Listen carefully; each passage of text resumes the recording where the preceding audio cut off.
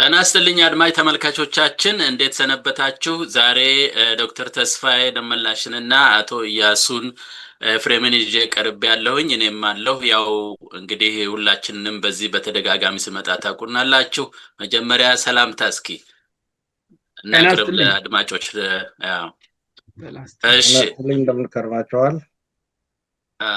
በጣም ጥሩ ነው። እንግዲህ ያው መጀመሪያ ላይ እንትንም በመክፈቻችን ላይ እንዳያችሁት እንግዲህ ራስ ስቱዲዮ አምሃራ ብላችሁ ብትጨምሩበት ስትፈልጉ እንደው ለጓደኛም ስትናገሩ ሰብስክራይብ ለማድረግ በጣም ቀላል ነው። ራስ ስቱዲዮ ብትሉት ብዙ ሊመጣ ይችላል፣ ግን አምሃራ ከመጨረሻ ላይ ከጨመራችሁ በቃ ይሄ ቻናል ብቻ ነው የሚመጣውና ይችን አስታውሱ። እስኪ እንግዲህ ወደ ዛሬው ዝግጅታችን እንሂድ። የዛሬው ዝግጅታችን አድማጭ ተመልካቾቻችን በርዕሱ ላይ እንደምታዩት የውስጣዊ አንድነት የውጭን ተጽዕኖ ለመቋቋም ይላልና ትንሽ ገባ ያለ አይነት ንግግር ነው ማለት ጠንከር ያለ ውይይት ይኖረናል። በተለይ የውጩ ስንል እንግዲህ የምዕራቡም የአካባቢም ኃይሎች ሊሆን ይችላሉ፣ የአረቡም ሀገር የተለያዩ ብቻ ኢንትረስት ያላቸው በኢትዮጵያ አካባቢ ጂኦፖለቲካሊ ማለት ነው በዛ አካባቢ ያለውን እንግዲህ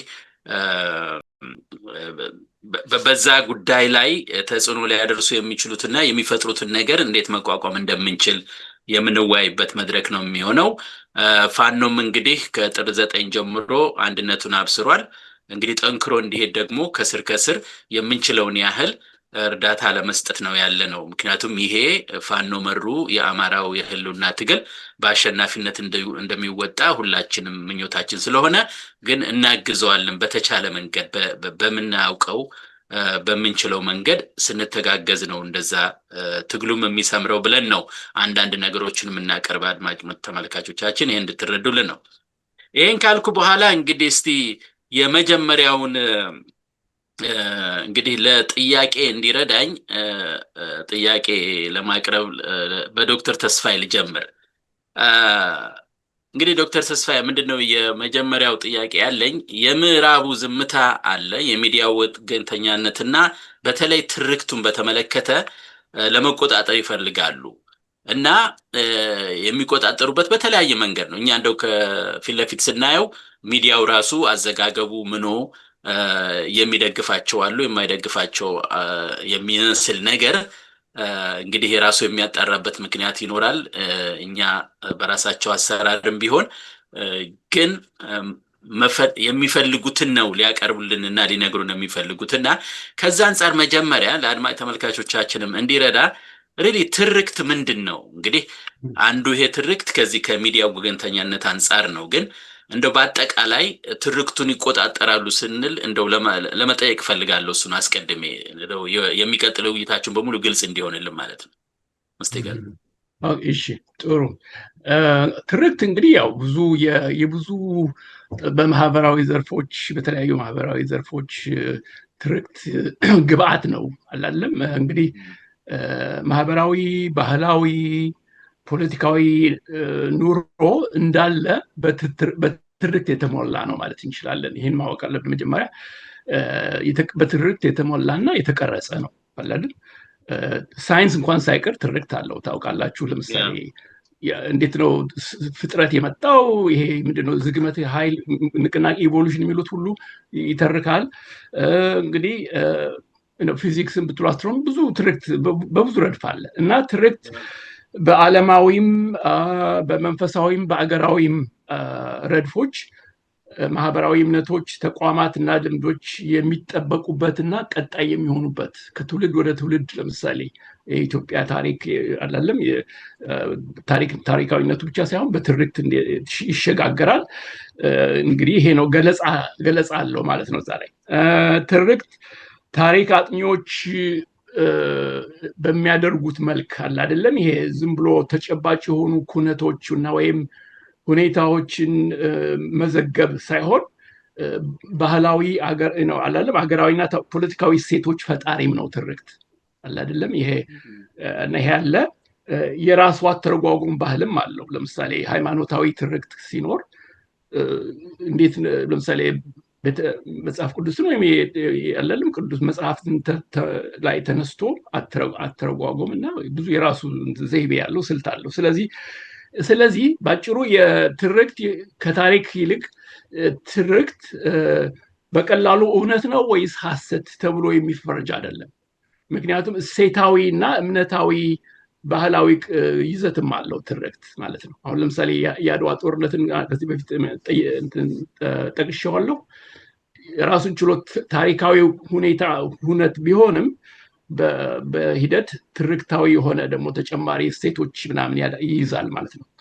እዚህ ላይ ግን ሆኖም ትርክት በተለያዩ መስኮች በተለይ በፖለቲካው ረድፍ ስናየው ታሪካዊ ይዘቱ አለ አይደለ ሊሞላ ሊጎድል ይችላል፣ ወይም ጨርሶ አካቶ ይዘት የሌለው እውነታ የሌለው እንትን ሊሆን ይችላል።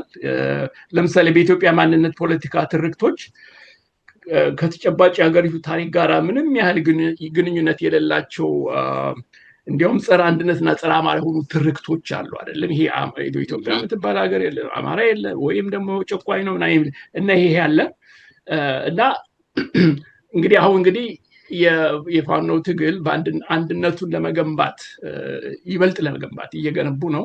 እንግዲህ ይበልጥ ለማጠናከርና ለመገንባት የትርክትን ጠቅለል ያለ ይዘትና ግንዛቤ መጨበጡ ይጠቅማቸዋል ብዬ አስባለሁ። ምክንያቱም የራሳቸውም ትርክት ይኖራቸዋል።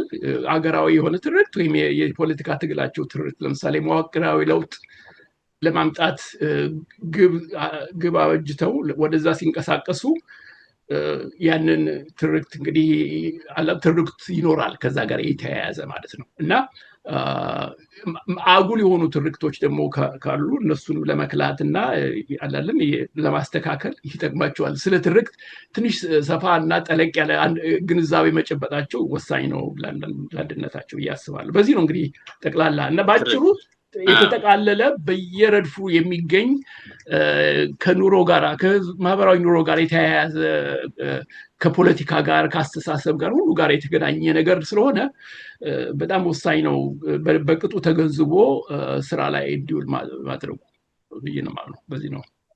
መልካም እንግዲህ ትርክት ሲባል እንደኔም ሁላችንም እንደናረቅ ያው የእንግሊዘኛው ናሬቲቭስ እንደማለት መሰለኝ ናሬቲቭ ነው እና ከራስ ከግለሰብ ጀምረህ የምጽፈው ነገር አለ ስለ ራስ ጉዳይ ስላሳለፍከው ጉዳይ ነገሮችን እንዴት እንደምታይ ብዙ ነገር አለው። አይ ቲንክ ያ መሰለኝ የተመቸው ምናልባት ይሄ የሐሰቱን ትርክት ለመፍጠር አይመስልህም ኢያሱ? እንደዛ አይነትም ነገር አለ። ምክንያቱም አንድ ሰው ተነስቶ እኔ አንዳንድ ጊዜ አሁን ትንሽ ግራ የሚገባኝ ናሬቲቭ ማረጋገጫ ምንድን ነው ወይ ታሪክ ሲባል ወይ ሳይንስ ወይ ምናምን ሲባል የራሱ የሆነ ዘዴዎች ሊኖሩት ይችላሉ የማጣሪያ መንገድ።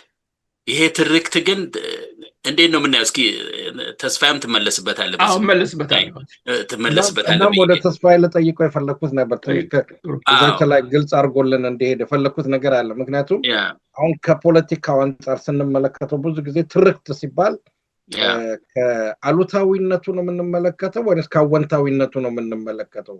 የትኛው ያመዝናል የሚለውን ነገር እንደው ትንሽ ሰፋ አድርገህ ብትሄድበት እና ከዛ በኋላ በሁለቱም ረድፍ ነው። ለምሳሌ አሁን የፋኖን ትግል እንደመነሻ ዋና ምሳሌያችን አድርገን ብንሄድ በሁለቱም በኩል ግንዛቤ መጨበጥና ያንን ማጠናከር አለበት ብዬ አስባለሁ። አንደኛ በአዎንታዊ በኩል በአዎንታዊነት አገራዊ ትርክት አለ።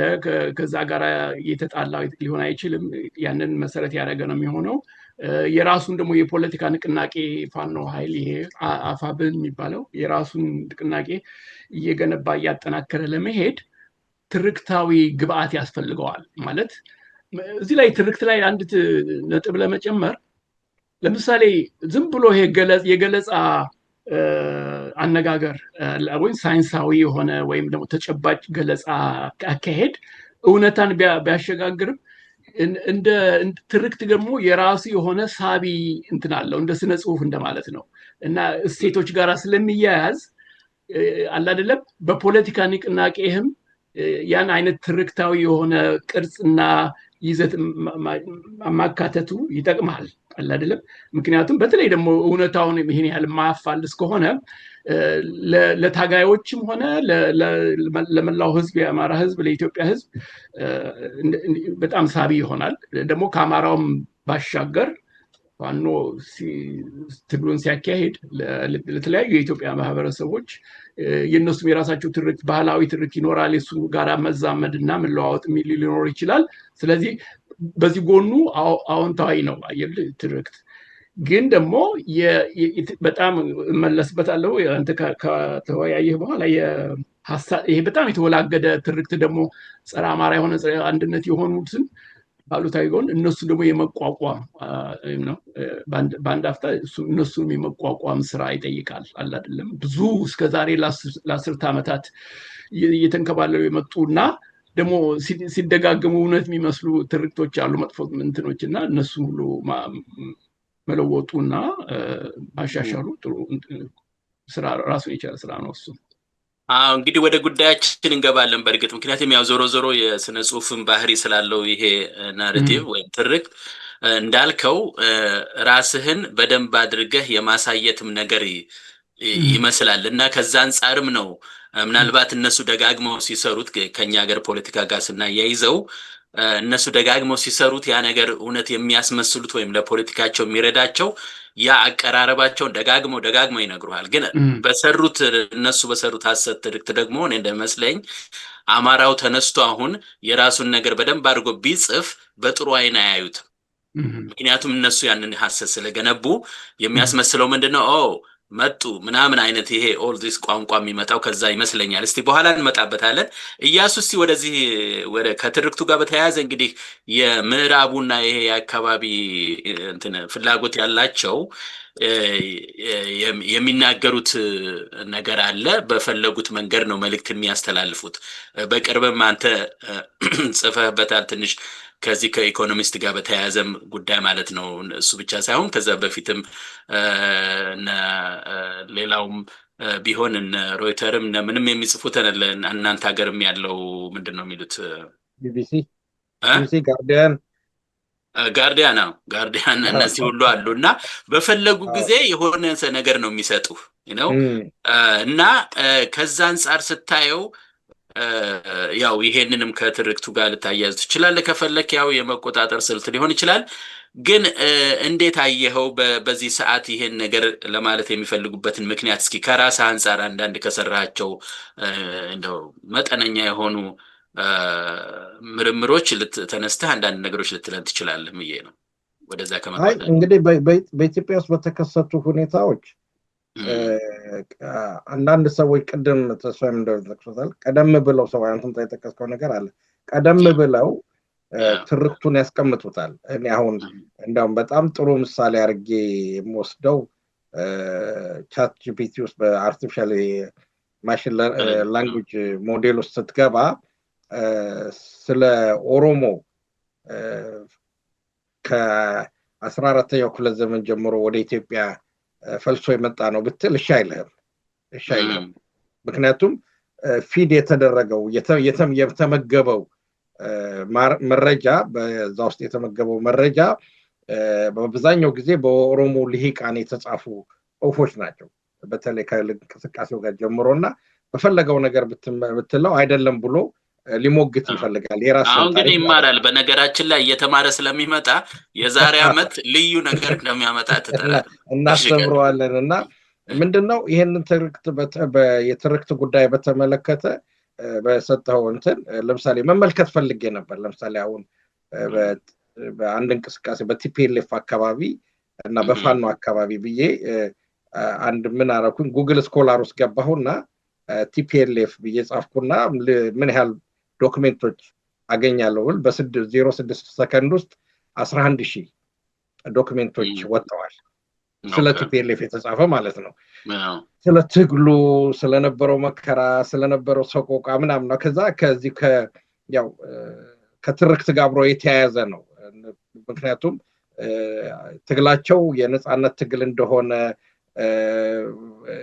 አብዮታዊ እንደሆነ፣ ፍትሃዊ እንደሆነ አይነት ተደርጎ የተደረገ ፋኖ ብለህ ብትጽፍ ያው ከድሜም አንጻር ሊሆን ይችላል 700 ምናምን አርቲክል ነው ወይም ደግሞ በጽሁፍ ነው ያልኩት እንግዲህ ጉግል ስኮላር ላይ እና እንዴ ይሄን የምትመለከተው ምንድነው አንድ ቡድን የራሱን ትርክት በተደጋጋሚ ጽፎ ቅድም ያለው አሉታዊና ባወንታዊ መልክ የራሱን ጽፎ ካስቀመጠ በኋላ ያንን ለምሳሌ በውሸት የተገነባውን ትርክት መጨረሻ ላይ እውነት ሆኖ እንዲቀበለው ይሄንን በአንዳንድ በተለይ ለምሳሌ በአማራ ፋኖ በአማራ ትግል ውስጥ የገቡ ልጆች ራሳቸው በጠላት የተሰጣቸውን ትርክት እውነት ነው ብሎ የመቀበል ወይንም ደግሞ አንዳንዶቹ ኢቭን እውነት የአማራ በድሏል ወይ እንደዚህ አይነት ሌሎች በእነሱ የሚሰጧቸውን ነገሮች የመቀበል አይነት ነገር ያየሁባቸው ሰዎች አሉ በትግል ውስጥም ያሉ ሰዎች ማለት ነውና ቅድም ተስፋዬ እንዳለው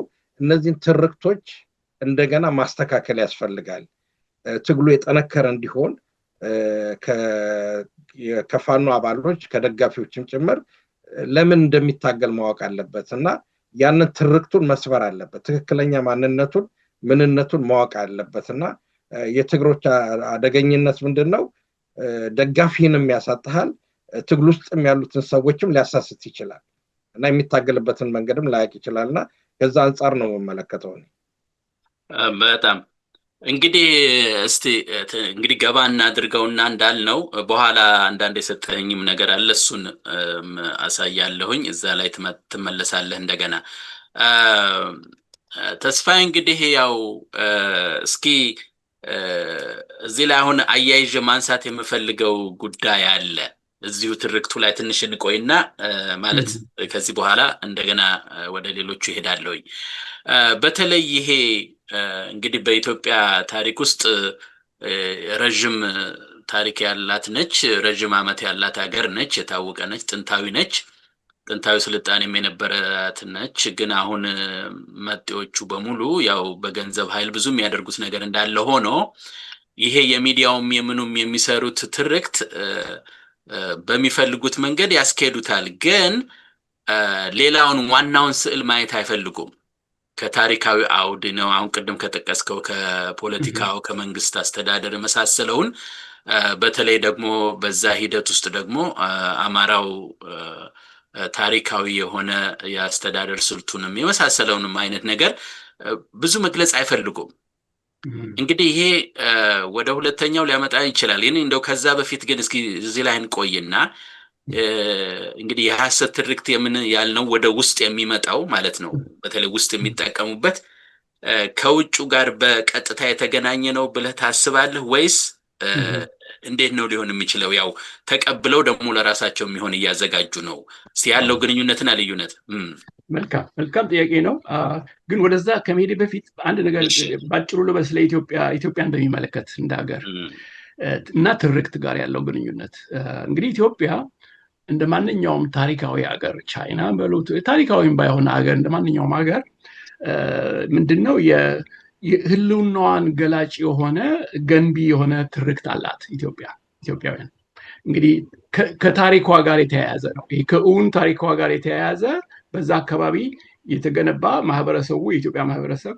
የገነባው እንደ ሀገር አላለም ትርክቱ በአመዛኙ እውን የተመዘገበ ታሪክ ላይ የተመሰረተ ነው ሆኖም ከተዘገበ ወይም ከእውን ታሪክ አልፎ ብሔራዊ አገራዊ እሴትና እምነትም ነው እንግዲህ ይሄ ደግሞ የትርክት ባህሪ ነው ራሱ እውነታውም ከፍ ያለም ቢሆን ታሪካዊ እውነታው እሴታዊና ባህላዊና ብዙ እንትን አለው አይደለም የራሱ እንትን እና እዚህ ላይ አላግባብ እንግዲህ ይህን የኢትዮጵያ ምንነት አካል የሆነ ትርክት ለምሳሌ የአገሪቱ አፈጣጠር አስተዳደግ ባህላዊና መንፈሳዊ ትርክት ሁሉ አለበት እንግዲህ ይህንን የኢትዮጵያ አካል የሆነ ትርክት አላግባብ አብዮተኞችና ዘረኞች ለአስርተ ዓመታት ሲደበድቡ አይደለም የፖለቲካ ትግላቸው ኢላማ አድርገውታል ይሄ ያለ ነው እና ብዙ ችግር ፈጥረዋል እንዳልነበረ ለማድረግ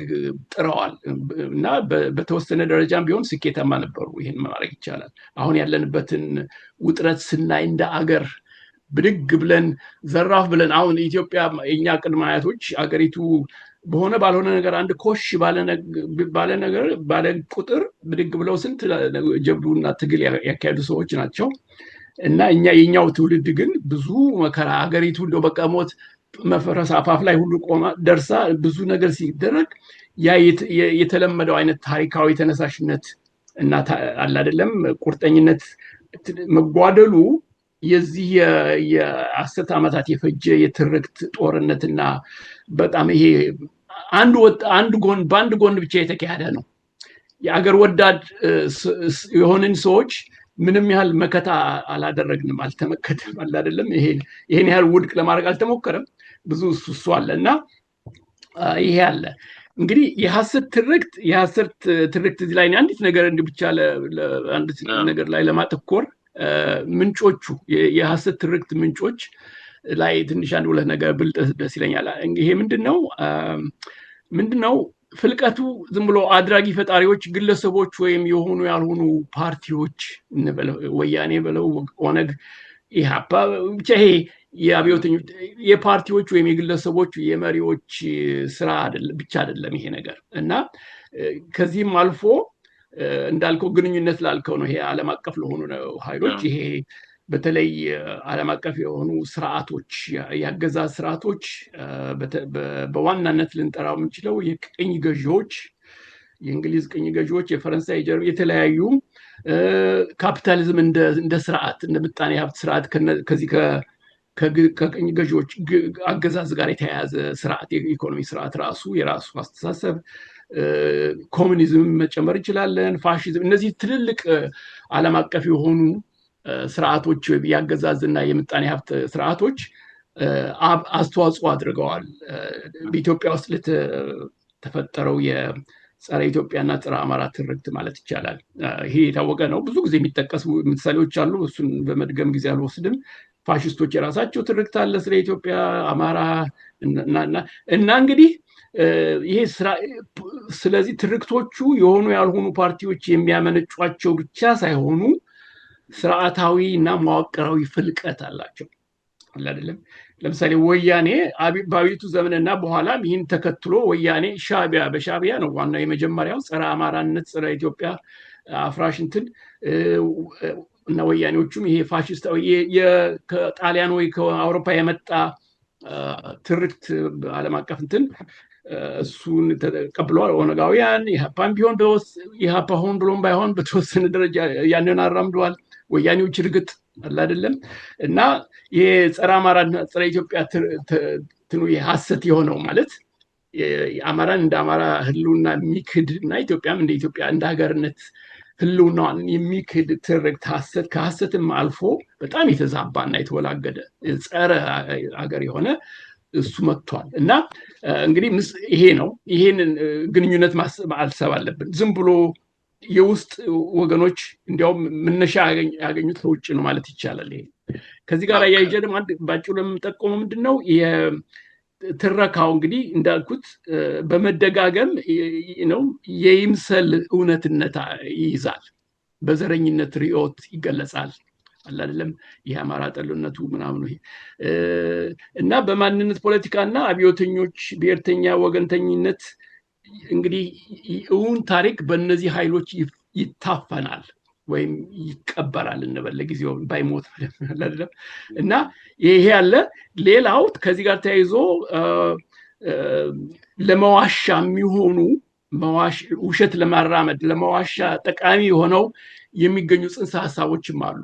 ሐሰቱን ትርክት ሲገነባና ሲራባ ለምሳሌ ነፃነት ቢባል ነፃ አውጪ፣ ነፃነት፣ እኩልነት፣ ዲሞክራሲ፣ የራስን ዕድል በራስ መወሰን፣ የጎሳ ፌዴራላዊነት እነዚህ ሁሉ የጽንሰ ሀሳባዊ ትርክት እንትን ናቸው። በሙሉ እውነታ ይዘት የሌላቸው ዝም ብለው ሐሰት ብቻ ሳይሆን ባዶ ናቸው። ምንም ተጨባጭ የሆነ ወይም ጽንሳዊ የሆነ ይዘታቸው በጣም የተወሰነ ነው እና ይሄ ያለ ሌላ አንድ ምሳሌ ጠቅሼ አቆማለሁ እዚህ ላይ።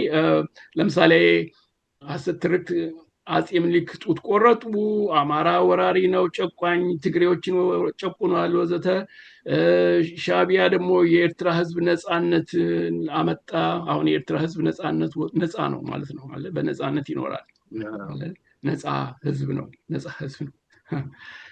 ወያኔ የትግራይን ህዝብ ይወክላል አላለ። ትግራይ ህዝብ በቃ ተጠይቆ በደንብ ምን ትፈልጋለህ ተብሎ እንግዲህ እንደሆነ አይነት ትርክት አለ እና ይሄ ከስር መሰረቱ አሁን የፋኖ ትግል ይሄን ሁሉ ተገንዝቦ ዝም ብሎ የትርክቶቹን በከፊልም ቢሆን እነሱን በማስተጋባት መቀጠል የለበትም። ለምሳሌ አንድ ሁለት ሶስት የሰምቻለሁ የፋኖ ታጋዮች ወይም መሪዎች ለምሳሌ የኢትዮጵያ ብሔሮች፣ ብሔረሰቦች፣ ህዝቦች የሚሉት አሁን ለምሳሌ ይሄ ራሱን የቻለ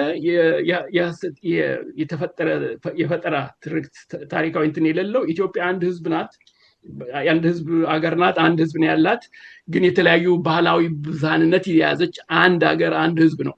ግን በእነሱ በኩል ህዝቦች ምናምን እያሉ ይሄ ሁሉ የኮሙኒስት ትርክት ከነስታሊን የተወረሰ መሆኑን ሙሉ ማወቅ እና ይሄን ማስተዋወሳችን ይጠቅማቸዋል ብዬ አስባለሁ። ለፋኖ ኃይሎች አሁን አንድነትን ለማጠናከር እየታገሉ ስላለ በጣም መልካም። እንግዲህ ይጠቅማቸዋል። ግን አሁን እንግዲህ እንደ ማሳያ እናሳያቸው። እያሱ እንደ ማሳያ ብትወስደው ለምሳሌ አሁን የምዕራቡ ያው ቲፒኤልኤፍ ሲባል መቼም በቃ እንደ ፌቨራይት ልጁ ነው። ምንድነው በአማርኛ የሚያቀርበው ልጅ ተወዳጅ ልጁ በቃ ተወዳጅ ነው እና ልክ የሱ ነገር ሲመጣ እንደው ከዚህ ይመጣሉ እና ምንድነው ኦኬ አንድ ነገር መማር ከውጭ መውሰድ አንድ ነገር ነው።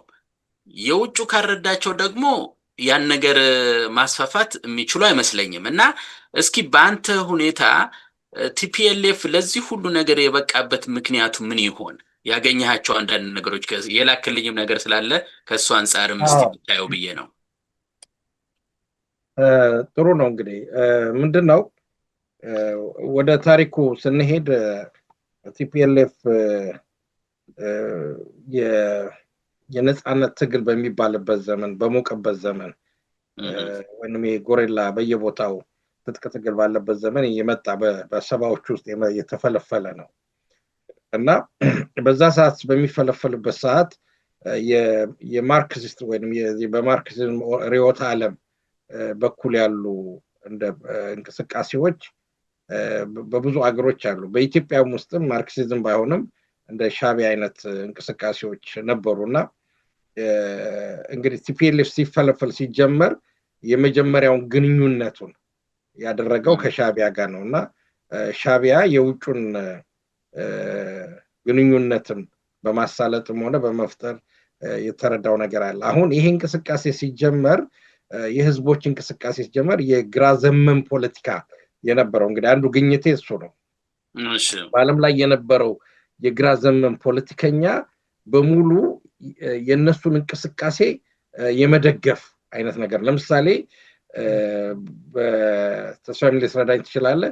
በዛን ወቅት የነበረው እንትን የሶቪየት ሶሻሊስት ኢምፔሪያሊዝም ነው ምናምን የሚባል ቅጽል ላይ የነበረውና ፒውር ፖለቲካ ፒውር ሶሻሊዝም ንጹህ ሶሻሊዝም የተባለው የአልባኒያው የኢንቨር ሆጃ ነበር እና ከዛ ጋር ግንኙነት ያላቸው የፓሪስም ሶሻሊስት ፓርቲ ይሁን ወንም የማናቸውም እንደዚህ አይነት በዓለም ላይ ነበሮች ሆነ ከነዚህ ከወያኔ እንቅስቃሴ ጋራ የትግል አንድነት የመፍጠር ስራ ተሰርቷል። በዚህ ምክንያት በዓለም አቀፍ ደረጃ ብዙ የፖለቲካ ትስስር እንዲፈጠሩ አድርጓል። ከዛ አልፎ ደግሞ ተርፎ በግራፍ አስቀምጬዋለሁ። ከዛ አልፎ ተርፎ ደግሞ በትግራይ ውስጥ በተፈጠረው ፖለቲካ ምክንያት የሰብአዊ እርዳታ እናቀርባለን ብለው ኤንጂኦዎች የዚህንም የበጎ አድራጎት ድርጅቶች በጣም የታወቀ ትልቁ ጊልዶፍ አለ፣ እዛ ላይ ፎቶግራፍ እናዋለን። እዚህ ላይ እንግዲህ በረሃብ ስም ገብቶ ብዙ የሰጠ ነው። ለምሳሌ አሁን ይሄኛው አሌክስ ዶዋል የምንለው በዛ ዘመን ገና የ20 ዓመት ወጣት የነበረ እንዲያውም ካልተሳሳትኩኝ ትዳርም እዛው ጫካ ውስጥ የያዘ ከዛ በኋላ ያው ትልቅ ሪሰርቸር ነው። አሜሪካ ሀገር ያለ ወርልድ ፒስ ፋውንዴሽን ነው ምናምን የሚባል ዳይሬክተር ነው። ከዛ የቀጠለበትና ብዙ መጽሐፍ የጻፈ ከመለስ ዜና ጋርም ጥሩ ግንኙነት የነበረው ነው። እነዚህ ሰዎች በአካዳሚክ ምንለው በዩኒቨርሲቲዎችም በምናምን በኤንጂኦ በበጎ አድራጎት በፖለቲካ ድርጅቶች በምናምን ከጋዜጠኞች ጋር ዓለም አቀፍ ግንኙነት ጥብቅ ግንኙነት ያላቸው ሰዎች። በሌላ በኩል ይሄ ሰው እያለ እንዲያጋለጠው አብይ ነው። አዎ የአብይን ሪሰርች አዎ። እና እነዚህ ሰዎች ካላቸው ይሄ አሁን ለምሳሌ ማን ነው የሚባለው ፖል ነው የሚባለው ከላይ ያለው ለምሳሌ በጦርነቱ ጊዜ የቲፒኤልኤፍ ስፖክ ፐርሰን ተብሎ ወይንም የቲፒኤልኤፍ ቃል አቀባይ ተብሎ የሚታወቅ ነበር እና ስለ ቲፒኤልኤፍ ጉዳይ ብቻ እንትን የሚል ነውና እንዲህ አይነት ሰዎች ይሄኛው ደግሞ አይ ቲንክ ኖርዌጂያን ነው መሰለኝ እሱም በኖርዌጂያን ዩኒቨርሲቲ አስተማሪና ሌክቸረር ነው መጽሐፍም ጽፏል በዚህ በኢትዮጵያ ጉዳይ ላይ ማለት ነው በተለይ በቲፒኤልኤፍ ላይ ብዙ መጽሐፍ የጻፉ ናቸው የነዚህ በአማርኛው ቃሉ የለው መሰለኝ ኔትወርክ ወይንም የነዚህ ትስስር ዓለም አቀፍ መረብ በለው ያው የነዚህ ትስስርና መረብ በዓለም ላይ የተዘረጋው መረብ ከቤተሰባዊ ጀምሮ ቤተሰባዊነት አለ የእርዳታ ድርጅት አለ የገንዘብ ድርጅት አለ የሚዲያ እንቅስቃሴ አለ የአካዳሚ እንቅስቃሴ አለ እነዚህ በሙሉ ትስስሮች አንድ ነገር ትግራይ ላይ ኮሽ ባለ ቁጥር ወዲያው እንትን ማዕበል የሚያስነሱ ናቸው ግንኙነት ስላላቸው ማለት ነው እስኪ እዚህ ላይ አንድ ነገር ልጠይቅና እንደናመሳስለው ሁላችንም እንድናየው ፈልጌ ነው ኦኬ እነዚህ ሰዎች የነበራቸው ትስስር መጀመሪያ ማርክስ ሌኒስት ናቸው የአልባኒያ ኮሙኒዝም እየተባለ እንደውም በጣም የሚጠላ ነው በጊዜው እና ደግሞ የሶሻሊዝም የኮሙኒዝም ሐሳብም ወዳድቋል አይደለም እንደ ከጀርመን በበተን ምናምን የምናውቀው ነገር ነው ግን እነዚህ ቅድም ያነሳናቸው ምዕራቡ የምንላቸው ሰዎች እነዚህ አብዛኞቹ ከዛ ነውና አጀንዳ ተሰጥቷቸው ገብተው ኢንፊልትሬት አድርገው ከነሱ ጋር ካልሰሩ በስተቀር መቼም ማርክሲስት የነበረ ተቀይሮ ምዕራቡ ሊረዳው ይችላል ምክንያቱም እነሱ ናቸው ያስቀመጧቸው መጨረሻ ላይ አዎ አሁን ምንድነው በምን አይነት መንገድ እነዚህ ሰዎች ተልከው ገብተው ስራ ይስሩ በትክክል በርግጥ አላውቅም ግን ምክንያቱም አንዳንድ ነገሮች ለምሳሌ አሁን የሌበር ፓርቲ የለንደኑ ሌበር ፓርቲ በመንግስት ጠቅላይ ሚኒስትር የነበረው ጎርደን ብራውን ለምሳሌ ብትመለከተው የመለስ በጣም የቅርብ አይነት አድናቂም ነው እና ምንድነው እነዚህ ሰዎች እንግዲህ ያው ከየአገሮቻቸው እንግዲህ ከጥንት ጀምሮ ስንመለከተው ወደ ኋላ ልትወስደኝ ነው ለምሳሌ ጀርመናዊ በ10 ምናምንኛ የመጣው ወደ ኢትዮጵያ ሚሽነሪ ተልኮ የመጣው ማለት ነው ኦሮሚያን አካባቢ ኦሮሚያ ብሎ የጠራው ዮሐን ክራፍት ለምሳሌ በ20 ምናምን አመቱ ነው ወደ ኢትዮጵያ ተልኮ የመጣውና ወጣትነት እድሜያቸው እነዚህ ሰዎች ይላካሉ እንደዚህ አይነት ነገር ለመስራት አንድም ለመሰለል አንድም ለማወቅ ነው ነገር ግን ይሄንን ግንኙነት ከፈጠሩ አብዛኛው ለምሳሌ ብዙዎቹ ግንኙነታቸው አሁን ጊልድ ኦፍ ኔት መረብ ብትመለከተው ከአየርላንድ ህብረተሰብ ጋር የተያያዘ ነው ታዋቂ ዘፋኝ ነው በዛ በዘፋኙ ብዙ ገንዘብ ሰብስቧል እና እነዚህ ይሄ ጥርቅም አጠቃላይ ነው ሌላው ደግሞ መታየት ያለበት ከዚህ ግንኙነት ተጨማሪ በትግሉ ወቅት አብዛኞቹ የቲፒኤልኤፍ ወያኔ መሪዎች ውጪ ነበር ቢሮአቸው ለምሳሌ ለንደን ትልቅ ቢሮ ነበራቸው ስቶክሆልም ትልቅ ቢሮ ነበራቸውና በዓለም አቀፍ ደረጃ ላይ ትልቅ ስብሰባ ማካሄድ አድሬስ የማድረግ ተጨቁነናል ተበድለናል የማለት ጦርነቱ ደግሞ በሚካሄድበት ጊዜ እንደዚህ አይነት አቤቱታ ማቅረብና ይሄንን ነገር ለረጅም ጊዜ ማለት ነው አሁን በሁለተኛው ስንመጣ ደግሞ የመንግስት ስልጣን ከያዙ በኋላ አሁን የመንግስት ስልጣን ለ27 በሚይዙበት ሰዓት ዲፕሎማቶችን የራሳቸውን ሰዎች በማስቀመጥ የራሳቸውን ሰዎች ከፍተኛ ቦታ እንዲቀመጡ ለማድረግ ለምሳሌ ዶክተር ቴድሮስ አድናሆንን ብንመለከተው ወርልድ ሄልዝ ኦርጋናይዜሽን ቁልፍ የሆነ ቦታ ነውና እነዚህ ሰዎች ቀላል የማይባል ስራ የሚሰሩ ናቸው አሁን ከፋኖ አንፃር ስንመለከተው ማለት ነው ፋኖ ትላንትና ነው የተፈጠረው በዓለም አቀፍ ደረጃ ያው ዲያስፖራውም እንደዛው የተበታተነ ነው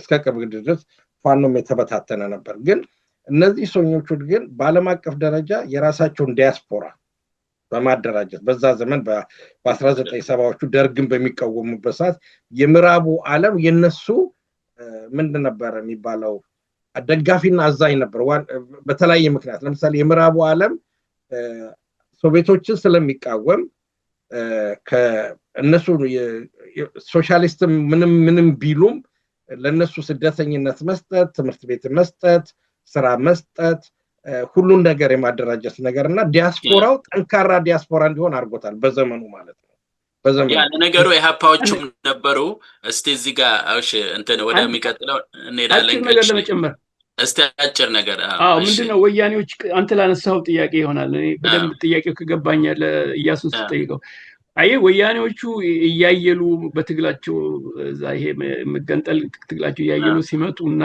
ወደ መጨረሻ ላይ ለመንግስት ስልጣን ሲገዳደሩ አይደል ወደዛ አዝማሚያ ሲያሳዩ እንግዲህ የመጨረሻዎቹ 1980ዎች እና የ1990ዎቹ መጀመሪያ አካባቢ ላይ የሶቪየት ዩኒየን የኮሙኒዝም እየተዳከመ እየፈረሰ የመጣበት ጊዜ ነው እና እነሱ ደግሞ በጣም ይሄ ምንድነው ይሄ ጥቅመኞች ስለሆኑና በምንም ያህል በመርህ በአስተሳሰብ መርህ የታነጹ ሳይሆኑ ዝም ብሎ ኢንቨርሆ ጊዜ ይሄ አልቤኒያ የምናምን ማርክስ ቢሉም ዞሮ እርግፍ አድርገው ጣሉት ይሄ ማርክስ የሚባለው ንግግር በቃ ራሳቸውንም ሲገልጹ በማንነታቸውን ሲናገሩ ሁሉ ማርክስ ሌኒን የሚለው ነገር ሁሉ ቆመና ይሄ ለምዕራቡ በተለይ ለአሜሪካ ረድቷል ይሄ እነሱን ደጋግፎ ለማስገባት አየው ምክንያቱም ያን ጊዜ እነሱም ራሳቸው ብልህ ትንሽ እንደው ተጨባጭ የሆነውን ነገር ሲያዩት ኮሙኒዝም የፈለጉት ነገር ቃል በቃል ያሉት ነገር የሚሳካ እንዳልሆነም ገብቷቸው በእርግፍ አድርገው ነው የተውት አይደለም ምንም እንተሳይ እና የነገሯቸውን ተቀብለው እንደዛ ነው ሌላው አባጭሩ አመላት ቦብ ጊልዶፍ የሚለው የሱሶዬ የስብና እርዳታ ይሄ ያለ አይደል ሁማኒቴሪያን ሰፖርትና ብቻ ሳይሆን በቀጥታ ምን በተዘዋዋሪ የወያኔን ለወያኔዎች የገቢ ምንጭ ነው ሆነላቸው አይደለም እሱ የሱና እሱ ራሱ ይሄ ከንትን ይወስደዋል ከስብና እንትን እርዳታ በተረፈ ደንበኛ የፖለቲካ ሚና እንደተጫወተ እና ይሄ መረብ ነው እንግዲህ ዛሬ እየተንቀሳቀሰ ትንሽ አሁን ለምሳሌ ኮሽ ባለ ቁጥር ስለነሱ ይወራል ነገር ግን በድሮን የሚንቀጠቀጠው በወታደር የሚንቀጠቀጠው የአማራው ክፍል ግን ምንም ነገር አይነሳም ምክንያቱም እንደ አማራነት የአማራው ህብረተሰብ ይሄንን የመሰለ መረብ ወንም አልዘረጋም ገና አልዘረጋም ሌላው ደግሞ ያሱ ሌላው መጨመር የምንፈልገው ምን መሰለህ ባጭሩ የወያኔዎች ከስልጣን የማዕከላዊ መንግስት ትተው ወደ መቀሌ ሲገቡ ብዙ ገንዘብ ብዙ ጥሩ ሀብት ተዘርፏል አይደለም የሀገሪቱ ካዝና ብዙ ነው የወሰዱትና ወደ 30 ቢሊዮን ዶላር ቀላል አይደለም እና ዲሲ ዋሽንግተን ዲሲ ለንደን ምናምን ብቻ በየቦታው ደንበኛ ትሬዠር ነው እንትና ያላቸው ይሄ አይደለም ኦልሞስት አንሊሚትድ የሆነ ፈንድስ እንትን ለማድረግ ይሄ ሎቢስቶች መቅጠርና ደግሞ የምዕራቡ ሀገር ታውቃለህ ይሄ ሎቢስት ምናምን እንደ መሐንዲስ ሆኖ የገነባው ትርክትና ምናምን ነው የሚረዳው እንጂ ዝም ብሎ በመርህ የሚመሩት እነሱም ሲረዱ እና ያ ሎቢ ለማድረግና ለመማፀን ይሄዱ አቤቱታ ለማቅረብ ምንድነው በአማርኛ እንትን ይባላል ደጅ ጥናት ነው የምትለው የሚባለው ደጅ ጥናት አይነት እና ትልቅ በቃ እሱ ደግሞ ወሳኝ ሚና ተጫውቷል ብዬ አስባለሁ እስካሁን ድረስ ምናልባት ያ እንግዲህ በኖርማሉ አካሄድ አሁን እንኳን ነገሮች እየተቀየሩ ነው እዚህም ግን በኖርማሉ አካሄድ በነበረው አሰራር ራሱ የአገሪቷ እንደ አሜሪካ እንበለው ወይም ሌላው የምዕራብ ሀገር የራሱ የውጭ ፖሊሲ አለ ኢንትረስት አለው መቼም ከዛ ከኢንትረስቱ ዝንፍ ሊል አይችልም የፈለገ ቢያደርጉት ያው ዋናው ግን እነሱን መመርመር አለበት ኢንፊልትሬት አድርጎ መግባት አለበት ለነሱ ሰርቭ ማድረጋቸውን አሁን ቅድም በተለይ ያሱ የጠቀስከው ከልጅነት ጀምሮ እንደዛ አይነት ዕውቀት ካላቸው እያሰለጠኗቸው ይመጣሉ እና ደራድራቸዋለን ሊሏቸው ይችላሉ ምናምን እና ከመጀመሪያውም ቢሆን የውጩም በደንብ አለው የሚለውንም ይነግረናል እንደው ከዚህ ጋር ያሱ ጨረስ ወደ ሰለሞን አንድ እንደው እንደ ታሪክ ይባልና ለምሳሌ ልበልና ስለ አፄ ዮሐንስ ዘመን እንግሊዞች መጥተው ምናምን ሲባል ለምሳሌ አቦይ ስብሃት ለምሳሌ በትውልድ የእንግሊዝ ደም ሁሉ አላቸው የሚባል ነገር አለ። አንድ ወታደር እዛው ቀርቶ እና ምን አለ ረጅም የሆነ ታሪካዊ ግንኙነት አለ። አሁን እንደዚህ አይነት አንዳንድ ጊዜ ልብ ማንለው እንግሊዞችም የማይረሱት ነገር ወይንም ደግሞ ቀዳዳ ፈልገው የሚገቡበት መንገድ አለ ሁልጊዜ በእንደዚህ አይነት ፖለቲካ ላይ ማለት ነው። ለምሳሌ በኃይለ ሥላሴ ከጦርነቱ በኋላ ከገቡ በኋላ አይ ቲንክ አንድ መጽሐፍ ላይ ያነበብኩት መሰለኝ አንዱ ትልቁ የችግር የፈጠሩባቸው የእንግሊዝ ጦር ጀነራሎች ናቸው። ትግራይ ትግርኝን እንፈጥራለን ብለው ቸርችል ላይ ጽፈው ደብዳቤ ጽፈው ነው መጨረሻ ላይ ኃይለ ሥላሴን ጉዳይ ያስቆሙትና እንዲህ አይነት ነገሮች ሲንጠባጠቡ ከታሪክም ተያይዘው የመጡ ነገሮች አሉና ቅድም እንዳልከው ከነዚህ ከልጅነት ጀምሮ ከሌላም ደግሞ ከዚህ ከካቶሊክ እምነት ጋር በተያያዘ መንገድ ብዙ ነገሮች አሉና የተዘረጉ መስመሮች አሉ። እነዚህ መስመሮች አሉና የራሳቸውን ፍላጎት አለ። በዚህ እንግዲህ ምዕራቡ ዓለም ቅድም ተስፋ እንዳለው ልክ ወደ መጨረሻ ሊገቡ ሲሉ በትክክል እንደምናስታውሰው ብሬዥኔቭ በቃ ኢትዮጵያን ጉዳይ አርግፈን ተዋለን ሲሉ ሁለት ሀገሮች ነው አፍሪካ ላይ የሰጡት እና አንደኛው አንጎላ ነው፣ ሁለተኛው ኢትዮጵያ ነው። ስለዚህ የኢትዮጵያን ጉዳይ መፍትሄ ስጡት ሲባሉ እነዚህኞቹም ሲደራደሩ ያው ኮሚኒዝም ከወደቀ በኋላ አልባኒያውም ፈርሷል፣ ሁሉም ፈርሷል። ያላቸው ምርጫ ከአሜሪካ ጋር ተደራድረው መግባት ነው። ስለዚህ ሁለተኛው ፌስ የሚመጣው ከዛ በኋላ ነው። በሁለተኛው ፌስ የአሜሪካ የአፍሪካ ቀንድ ዘበኛ ሆኑ የፒኤልኤፎች ማለት ነው። በሶማሌ ላይ እንግዲህ አልሸባብን ለመውጋትና በጣም ብዙ ፈንድ የሚያገኙ በዚህ በወታደሩ ሰላም አስከባሪነት የሚያገኙና በቃ ይሄ ምንድነው ኔትወርካቸው ላሉ መረባቸው በጣም የተዘረጋ ነው። ስለዚህ ቅድም ከገንዘቡ ጭምር ይሄ በሰው አይመረምርም። ይሄ ለነገሩ ህጋዊ ነው እውነተኛ ይሄ ትርክቱ የተገነባው ቅድም ከትርክት ጋር ላይ ያወራነው ያ የተገነባው ትርክት ትክክል ነው ትክክል አይደለም ብሎ አይመረምርም። አሁንም ያ ትርክት እንዳለና አምኖት የተቀበለ ህዝብ አለ። ስለዚህ ወዲያው ይነሳና በዚህ በጦርነቱ ራሱ በሶስተኛው ረድፍ ልመጣበት የፈለኩት ምንድነው የገነቡት ትርክት አለ። ለምሳሌ እኔ ራሴ የተሳተፍኩበት በኦንላይን ዙም ላይ የእንግሊዝ ፓርላማ ሎርድ ነው አንደኛው፣ ሁለተኛው ሁለቱም ኤምፒዎች ናቸውና በሎርድ ደረጃ ተሰብስቦ የሰጡት ሪፖርት ምንድነው ይዛለት 10,000 ሴቶች ተደፈሩ ገና ጦርነቱ ሲጀመር አካባቢ ነው ብለው ሲሰጡ እንግዲህ ሁለት ነገር ላሳያችሁ ፈልጋለሁ እዚህ ጋር ሶስት አንዷ ሴት ነች አንዱ ሎርድ ነው የፓትን የሚባል ቦታ ነው እንግሊዞች ስለሚሰሙት ያቆታል ቦታውን ሎርድ ፎርድ ነው ሎርድ ማርደስ የሚባል ነገር ነው አንደኛው ደግሞ ጋናዊ ሆኖ እንግሊዛዊ ሆነ ነው ልብ በሉኝ እዚህ ጋር እንግሊዛዊው ምን አለ አይ በቃ በቂ መረጃ አገኘዋል አሁን የመንግስት ለመምታት ኢትዮጵያን ለመምታት 10,000 ሬፕ አደረገ በቃ ብሎ መዘገበ ሴትዮዋ አብራ የነበረችው ሴትዮ ለዘብተኛ ሆና ዝም አለች ጋናዊ ግን ምን አለ ይሄ ነው ትልቁ ፖይንት ጋናዊ ኢትዮጵያ ትልቅ ሀገር ነች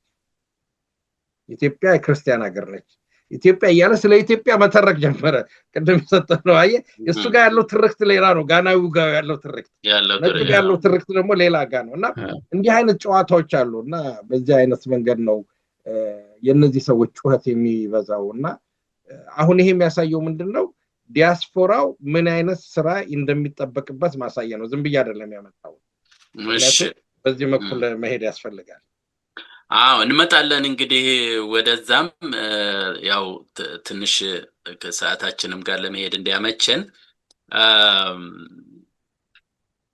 እንግዲህ ዞሮ ያው ብንደጋግመው የተለያየ አይነት ነገር በተለያየ መንገድ የማስረዳት ስልት ካልሆነ በስተቀር ተመሳሳይ ጉዳይ ነው የሚሆነው ግን ምንድነው እንደው አንድ አለፍ ከማለታችን በፊት እንግዲህ ያው አገላለጻቸው ይታወቃል ዶክተር ተስፋዬ ያው እንትን እንዳልከው እነሱንም ያው ተወዳጅ ልጃቸውም ስለሆነ አንተ ከዚህ በፊት መቼ ነው 2021 ነው መሰለኝ የጻፍከው ጽሁፍም ላይ ያስቀመጥከው አለና ከነ እንትን የጻፍከው ጽሁፍ ላይም ያስረዳው ነገር አለ ምዕራቡ ራሱ ይሄን ተቃውሞ አያውቅም እነዚህን የዘር ጉዳይ ነው የምናምን የሚሉንና ዘን የሚያራምዱ የጎሳ አምባገነንነትን የመሳሰለው ነገር አይቃወምም ያው እሱ የሚፈልገው ያው ኢንትረስት ስላላቸው ማለት ነው እስካሁን የተነጋገርነው ነው በሌላ ገላለጽ ደግሞ በሌላ ሁኔታ ደግሞ ስታይ አሁን የፋኖ ትግል ከተጀመረ በኋላ ደግሞ ሲታይ ፋኖን የሚገልጽበት መንገድ የተለየ ነው። ሐቁን መንስኤውን ምናምን አይገልጽም። ብቻ እንደ አንድ ተራ ነገር ታጣቂ ቡድን ወይ አክራሪግም የሚሉም አሉ። ልክ አዚፍ አገሪቷ በዚህ ምክንያት እንደማትረጋጋ ልክ ሲቪል ዋር ምናምን እያሉ ነው የሚያወሩት። በቃ ጀስት ልክ አገር አፍራሽ አይነት ነገር ነው አድርገው የሚስሉት እና ይሄ ወደ ሌላ ያመጣናል። ግን ዞሮ ዞሮ እነዚህ ትርክቱን ተቀብለው የሚያስኬዱት ስለሆነ ከውስጥ ያሉት ኃይሎች ደግሞ ችግር የሚፈጥሩት አንፎርቹኔት ማነው ይሄ ደግሞ አለመታደል ሆኖ ደግሞ መሪውም ራሱ ያው ወያኔ ነው ይዞት የመጣው ነገሩን። አሁን ደግሞ እሱ በባሰ መንገድ ያስኬደዋል የመሳሰሉት ነገር እና እርግጥ ትርክቱን መቀየር አለብን። በሌላ መንገድ ደግሞ በጣም የገነገነ አይነት ነገር ነው የሰሩት እና ቢያንስ እንደው ለፋኖችም ለሌላውም የአማራን ትግል ለሚደግፍ በሙሉ የተወሰነ ነገር ብንል እንዴት ነው ይሄን የሚሸፋፍኑትን ነገር ገልጠው እንዲያወጡት የማድረጊያ ዘዴ አይነት ነገር እንዴት ማድረግ ይቻላል? ያው ይታወቃል። ዞሮ ዞሮ ምንድነው የሚያደርጉት? ያው ያንኑ ትርክት የሸፈነውን እንደተሸፈነ አድርገው እነሱ ሁል ጊዜ የተጎጅነት ነገር ነው የሚያነሱት። እንዴት መቀየር ይቻላል? ሳምሃው እንዴት ነው መቀየር የምንችለው? አይነው የተለመዱ መልሶ ሊኖሩ ይችላሉ። የአንድነቱ መጠናከር የመሳሰለ ነገር ግን ፋኖ በይበልጥ እንደው ፋኖን ቅድምም ስላነሳ ለነሱም እንዲጠነቀቁም ስለሆነ እንደ ምክርም ስለሆነ ከዛ አንፃርና እንደው ቀረ የምትለው ነገር ካለም መጨመር ይችላል። አንድ ዋና እንግዲህ ዋና መንገድ ትርክቱን ለመቀየር መሬት ላይ ያለው ትግል የፋኖ ትግል አሁን አንድነት የጦረኞች አንድነት የተገባደደበት ትግል ይበልጥ ዳብሮ እየዳበረና እየተጠናከረ ከቀጠለ ምዕራባውያንም ቢሆኑ የፈለጉትን ትርክት ቢቀበሉም ባይቀበሉም ይህን ነገር ያያሉ። ዋናው ነገር መሬት ላይ ማን እያየለ ነው፣ ማን ነው አድራጊ ፈጣሪ ነው እንግዲህ ወሳኙ እና ብዙ መጨነቅም የለም። ትርክቱን ራሱን አንዳንድ የምትለውጠው እነዚህ ሰዎች ትርክቱን የሚያራምዱት ወያኔዎች፣ ኦነጋውያን የሚደግፏቸው ይሄ ምዕራብ ውስጥ ያሉ ግራ ክንፍ ምናምን ነገሮች ብዙ ጊዜ ይሄ ምክንያታዊ ለሆነ ክርክር ክፍት አይደሉም አለ አይደለ? በተለይ ወያኔዎች በጣም ግግር ያሉ ናቸውና እዛም ብዙ አትደክምም እነሱን ለማግባባት። ግን ምንድነው ይሄ ማርክስ እንትን የሚለው ነገር አለ ምንድነው የሚለው የትችት መሳሪያ አልበቃህ ሲል አላለም በመተቸት ሂሰታዊ ትችት በመስጠት ያ መሳሪያ አልበቃህ ሲል የመሳሪያ ትችት አድርግ ይላል። አለም የሚያስፈልግ ዞሮ ዞሮ መሳሪያው ይተች አላለም። ምንድነው ይሄ ፋኖ ልክ እንደ ቅድመ አያቶቻቸው አየህ ብዙም ይሄ ውጥንቅጥ ውስጥ ሳይገቡ እርግጥ እንዳልነው የትርክት እንትን ማድረጋቸው መገንዘባቸውና በዛ መስክ መታገላቸው ወሳኝ ነው። ግን የያዙትን ዋናውን ይሄ በጦር ኃይል ጉዳያቸውን የመፈጸም እሱን እየገፉበት ከሄዱ እሱ ራሱም ይለውጣል ብዬ አስባለሁ። ግን እሱም ባይኖር እነዚህን ሰዎች አግባብተህ ለመለወጥ በጣም አስቸጋሪ ነው። ምክንያቱም ምዕራባውያን በተለይ ሳያውቁ ቀርተው አይደለም። አሁን እንግሊዞች፣ አሜሪካን ይሄ የመረጃ እንትን አላቸው ብዙ ነገር ያውቃሉ እኮ እና ግን እንዳላወቁ ሆነው የሚደግፉትን ይደግፋሉ ለተወሰነ ጊዜ።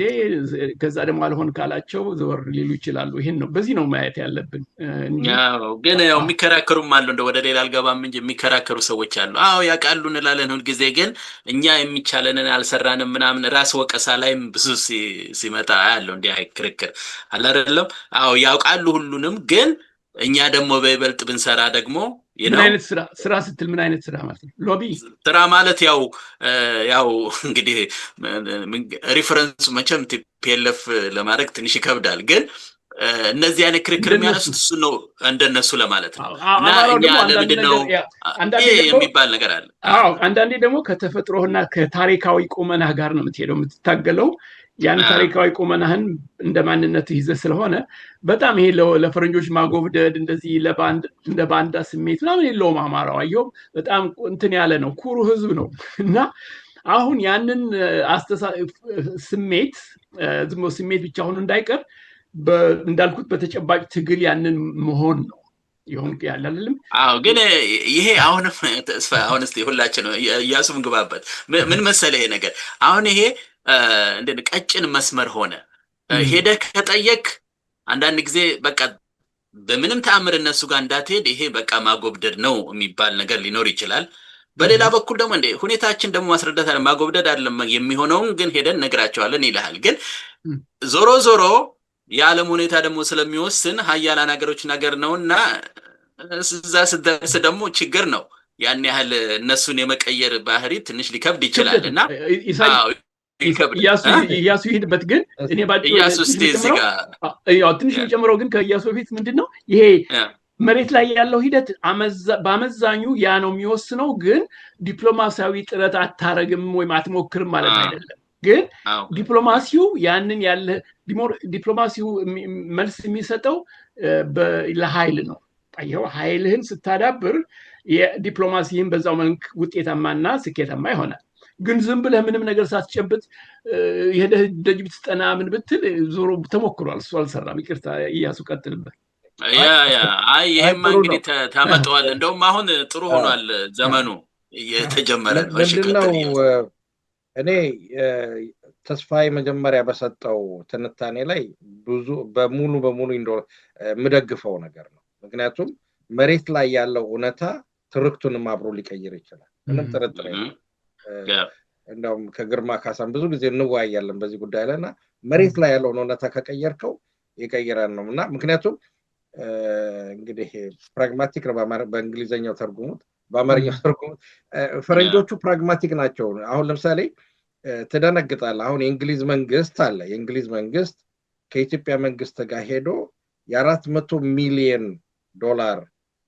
የኤሌክትሪክ ዝርጋታ ተስማምቶ መጣ የሚል ዜና ትሰማለህ።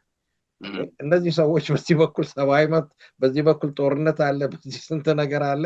ይሄን መንግስት ስለ የሀገር ጉዳይ ነው። እርግጥ ኤሌክትሪኩ ለደሃም ለምኑም የሚደርስ ነው። ግን ከመርህ አንጻር ስትመለከተው ከትግራይ ጋር ከነበረው ጦርነት፣ በአማራ ክልል ካለው ጦርነት፣ ከሀገሪቱ ሰላም ማጣት፣ ዲሞክራቲክ አለመሆን ጋር ከኮራፕሽኑ ጋር ስትመለከተው የእንግሊዝ መንግስት ሄዶ $400 ሚሊዮን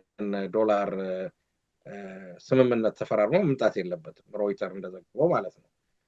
ነገር ግን አሁን በሁኔታው ፋኖ ትግሉን አጠናክሮ አዲስ አበባ ላይ መንግስት ቢመሰረት ከሌሎች ህዝቦች ጋራ ከፋኖም ጋራ ሄደው የ500-600 ሚሊዮን ይስማማሉ የራሳቸውን ፍላጎት ለማድረግ።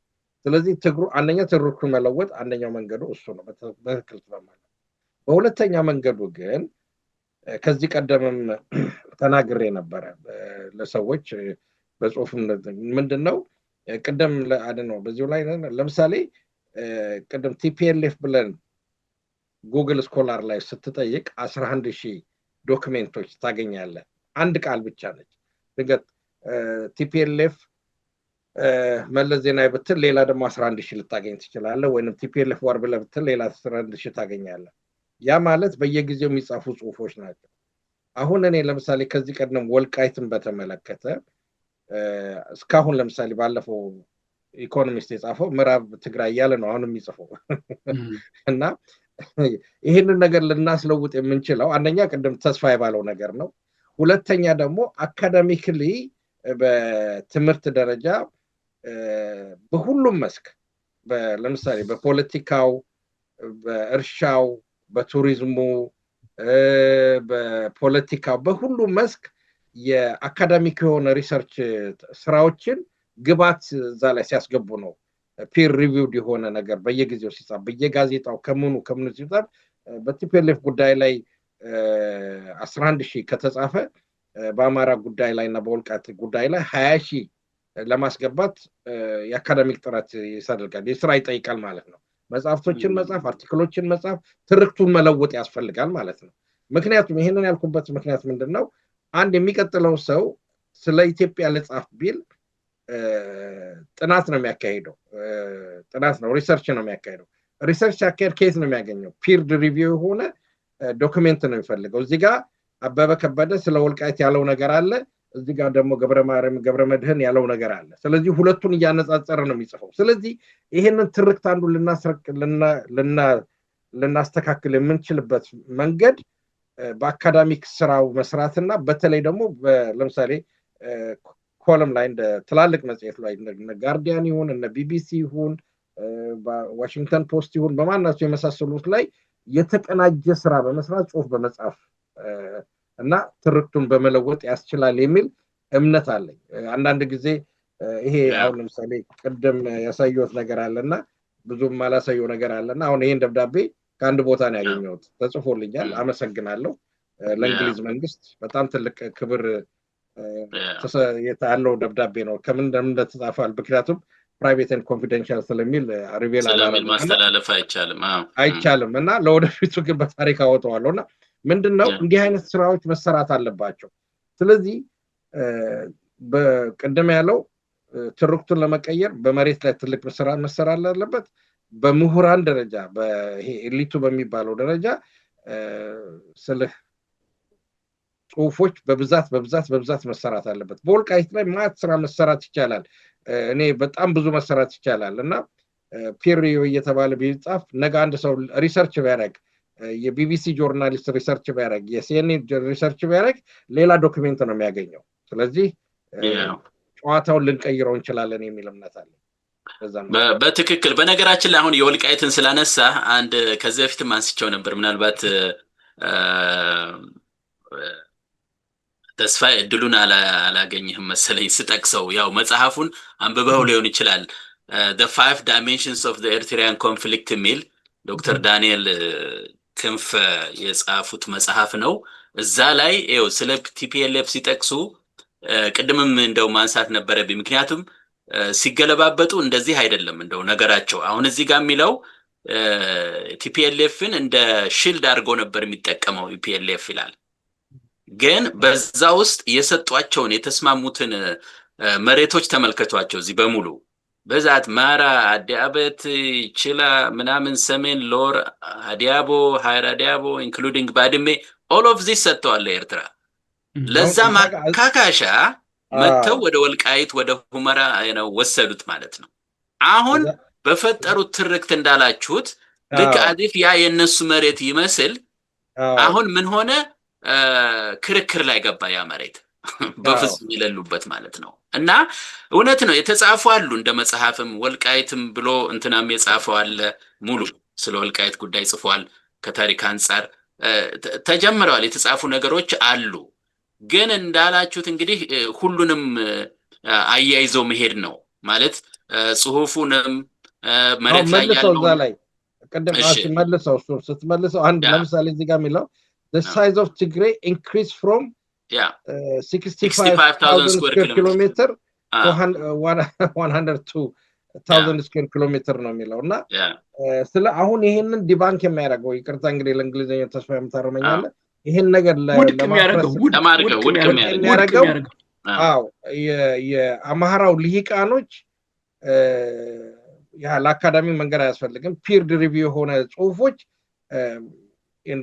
ይሄ በቃ ሆን ተብሎ መሰራት ያለበት ነገር ነው እነሱ ሚሉ ምን መሰለህ አሁን ጌታቸውም ከዛም ያሉት በሙሉ ሚሉት ምንድነው አሁን እኛ አሁን ከኤርትራም እኮ ማነው ከትግራይም ቢሆን እኮ ወደ አፋር ሄደዋል ከኛም ይሉሃል ግን ይሄው ለዚህ ጋር ቁጥር አይዋሽም እዚህ ጋር ይናገራል ምክንያቱም ትንሽ ሰተው እነሱ በሙሉ ወደዚህ ያለው ወሰዱት ማለት ነው እና just ልክ ነህ እንደው እሺ አንድ ሚዲያ አሁን ያላችሁት ላይ አንድ ነገር ለመጨመር ምንድነው ይሄ ትርክት ያልነው ነገር በጣም ዘርፈ ብዙ መገለጫዎች እንዳሉት ወይ መንገዶች እንዳሉት ኢንክሉዲንግ አሁን ያሱ እንዳለው በአካዳሚያ ውስጥ አለ አይደለም በአካዳሚያ ሚዲያው ደግሞ አማራ ደጋፊ የሆኑ ሚዲያዎች እንኳን የምዕራብ ትግራይ የሚለውን እንደ ትግራይ አድርገው ሲያቀርቡ እንትናውን ያንኑ ነው የሚያቀርቡት አይደል ሰምቼን አንድ ቦታ ሰምቻለሁ ብዙ ጊዜ ያናድደኛል ምክንያቱም ምንድነው ይሄ ምሁራዊ ስንፈትና አላለም ሰነፍነት ነው ወይስ ወይስ በሙያ አይችሉም ያንን መለወጥ? ብቻ ይገርማል። እና ለምሳሌ የምዕራቦቹ ሚዲያዎች ለምሳሌ አንዳንዱ ይሄ ለምሳሌ አፍሪካ ኮንፊደንሻል የሚባል አለ እኔ ሰብስክራይብ ማድረግ እሱ ለምሳሌ በደንብ ስሎ ነው የሚያወጣልህ። ይሄ ወልቃይትን ትግራይ አድርጎ በቃ አለ ሁል ጊዜ እንደዛ ነው አሁንም ቢሆን።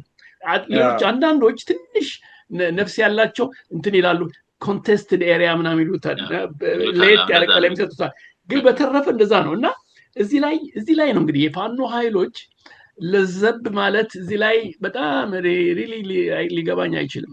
አለልም እንዴት ነው እዛ መሬት ላይ ያልነውን ነገር አካሄድ ትግሉ እዚህ ላይ በተለይ ወልቃይት ጠገዴና የጠለምት ጉዳይ የራያ ጉዳይ ላይ ጠንከር ካላሉ ያ ናራቲቭ 10 ጊዜ ማፕ ምናምን ሁሉ ነገር ይለወጥ ነበር ስራ ላይ በደንብ ቢውሉበት ማለት ነው። ይሄ የአማራው አጽመር ሲሆኑ ቦታዎችን መልሶ አለለም እንትን አጠናቆ መያዝ ጉዳይ ላይ እና ግን ይሄ ነው እንግዲህ አለበለዚያ ምዕራቡ እንደሆነ ያው በብዙ ምክንያት እንዳልነው ወደዛ ነው የሚያዘነበለው ሁል ጊዜ።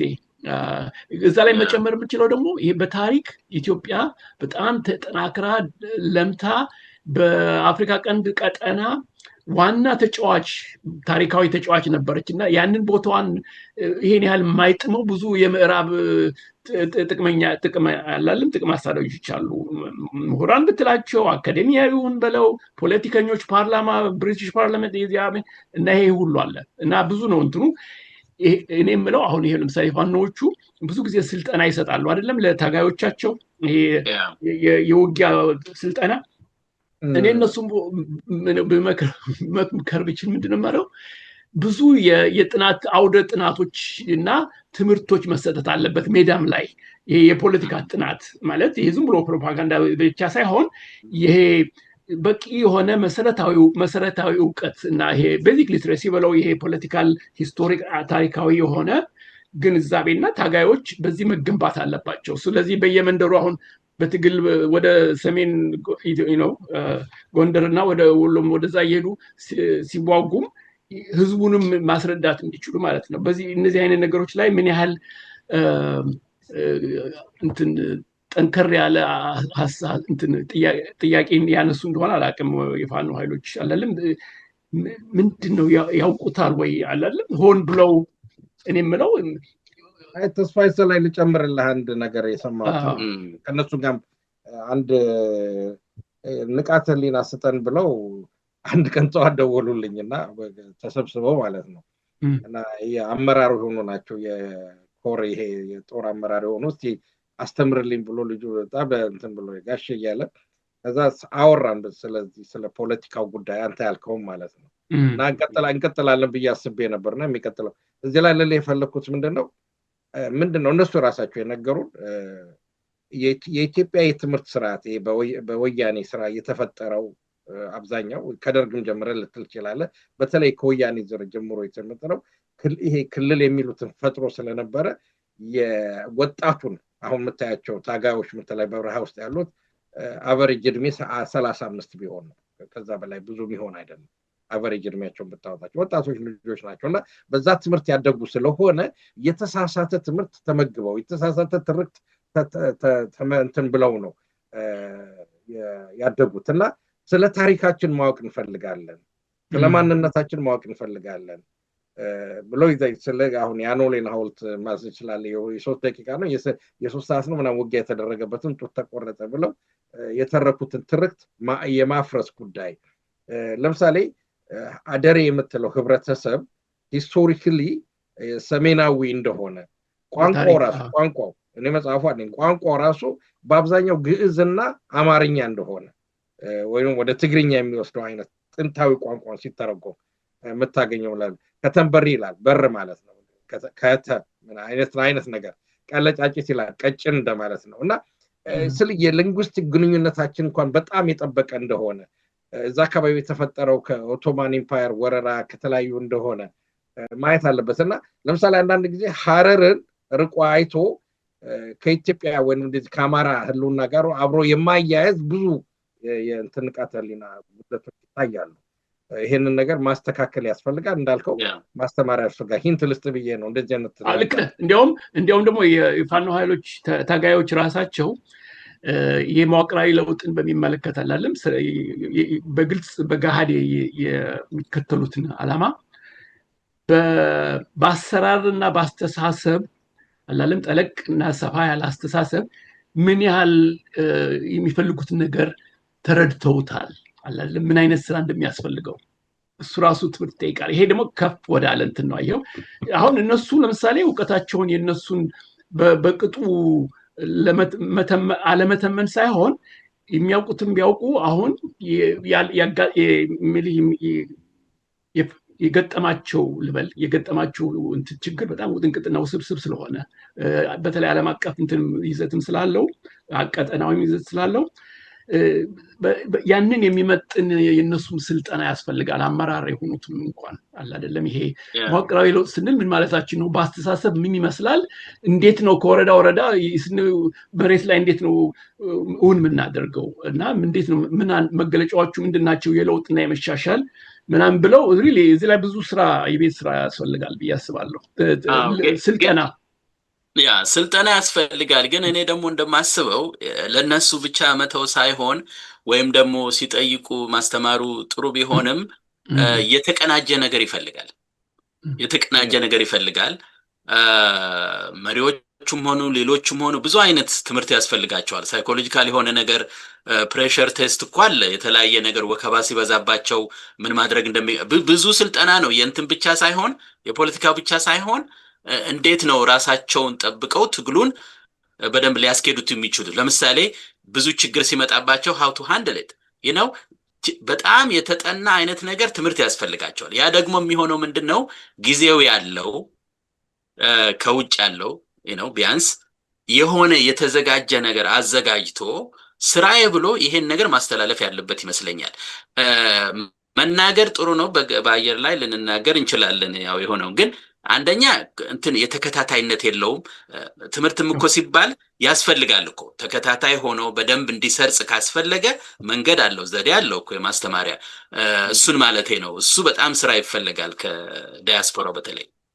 ግን ዋናው አድራጊ ፈጣሪ እዚህ ላይ ታጋዮች ኃይሎች ራሳቸው ናቸው እና የሚፈልጉትን እና ይረዱናል የሚሏቸውን እንትኖች መጠቋቋምና ለምሳሌ አሁን የኢያሱ አይነት እንደዛ እንጂ ዲያስፖራው እርግጥ ወሳኝ ሚና ሊጫወት ይችላል ግን በአንደኛነት በዋናነት ታጋይ ኃይሎች ራሳቸው ምንድነው የምንፈልገው ምን እናውቃለን በዚህ ረድፍ መዋቅራዊ ለውጥ ለማምጣት ወይ የነራያንና የነወልቃይትን እንደመለወጥ ምንድነው የሚያስፈልገን ምን ጉድለት አለን ብለው ራሳቸውን then ምን ያስፈልገናል ከውጭ ከዲያስፖራም ሆነ ከሌሎች ከፋኖ ኃይሎች ውጭ ያሉ ሀገር ወዳድ አማሮች ሊረዱ የሚችሉና እንዴት ነው ብለው ሊሉ ይችላሉ ተስፋዬ ግን እንደኔ ግን ምን መሰለ ልጆች ናቸው አልን ቅድም ስንነጋገር እንደነረሳው ህፃናት ናቸው እነዚህ ልጆች ተዋጊዎች በጣም ህፃን ናቸው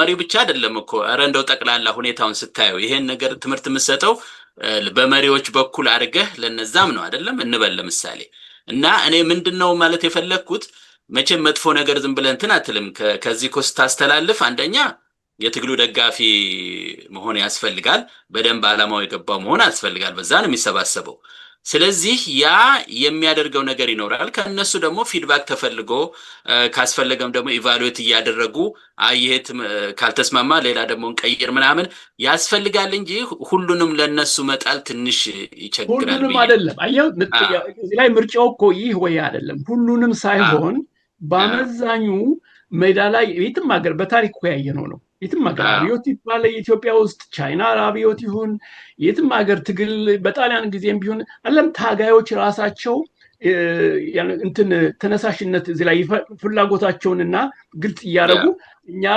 ረዳት ነው እንጂ ምን ሆነው ከኛ ከዚሁ አዘጋጅተህ ሮድ ማፕ ናም ስላልክ አይደለም አይደል ይሄ እኔ እንደዛ ነው የሚታይ ግን ይሄ ኖ እሺ አይ ማለት አይደለም እንደዛ ማለት ኦኬ that's fine ግቻ እኔ ምንድነው ፎርማል ቢሆንና የሚያስፈልጋቸው የትምህርት አይነትም ሆነ የንቃተ ህሊናውን ለማዳበር ለሰው ልጅ በሙሉ ለነሱ ብቻ እኮ አይደለም የሚያስፈልገው ነገር ብዙ አይነት ነገር ነው ማለት ነው ብዙ አይነት ስለሆነ እንደገና ደግሞ እንደምናስበው እንደምናቀው የአማራው በተለይ ክልል ብለው የሰጡት አሁን ጦርነት ያለበት ቦታ በጣም የተጎዳ ነው። እውነት ለመናገር ብዙ ነገር ያስፈልጋቸዋል። ግን ሰለሞን ብዙ ነገር ስትል መነሻህ እኮ ጠበብ ያለ ነው እንትን አይደለም።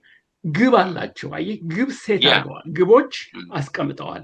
መዋቅራዊ ለውጥ ስር ነቀል ምናምን እዛ ላይ ተመስርተህ ይህን ነገር እውን ለማድረግና ተፈጻሚ ለማድረግ በተጨባጭና በስልት ምንድነው የሚያስፈልገን የሚል ከነሱም ትጠብቃለህ።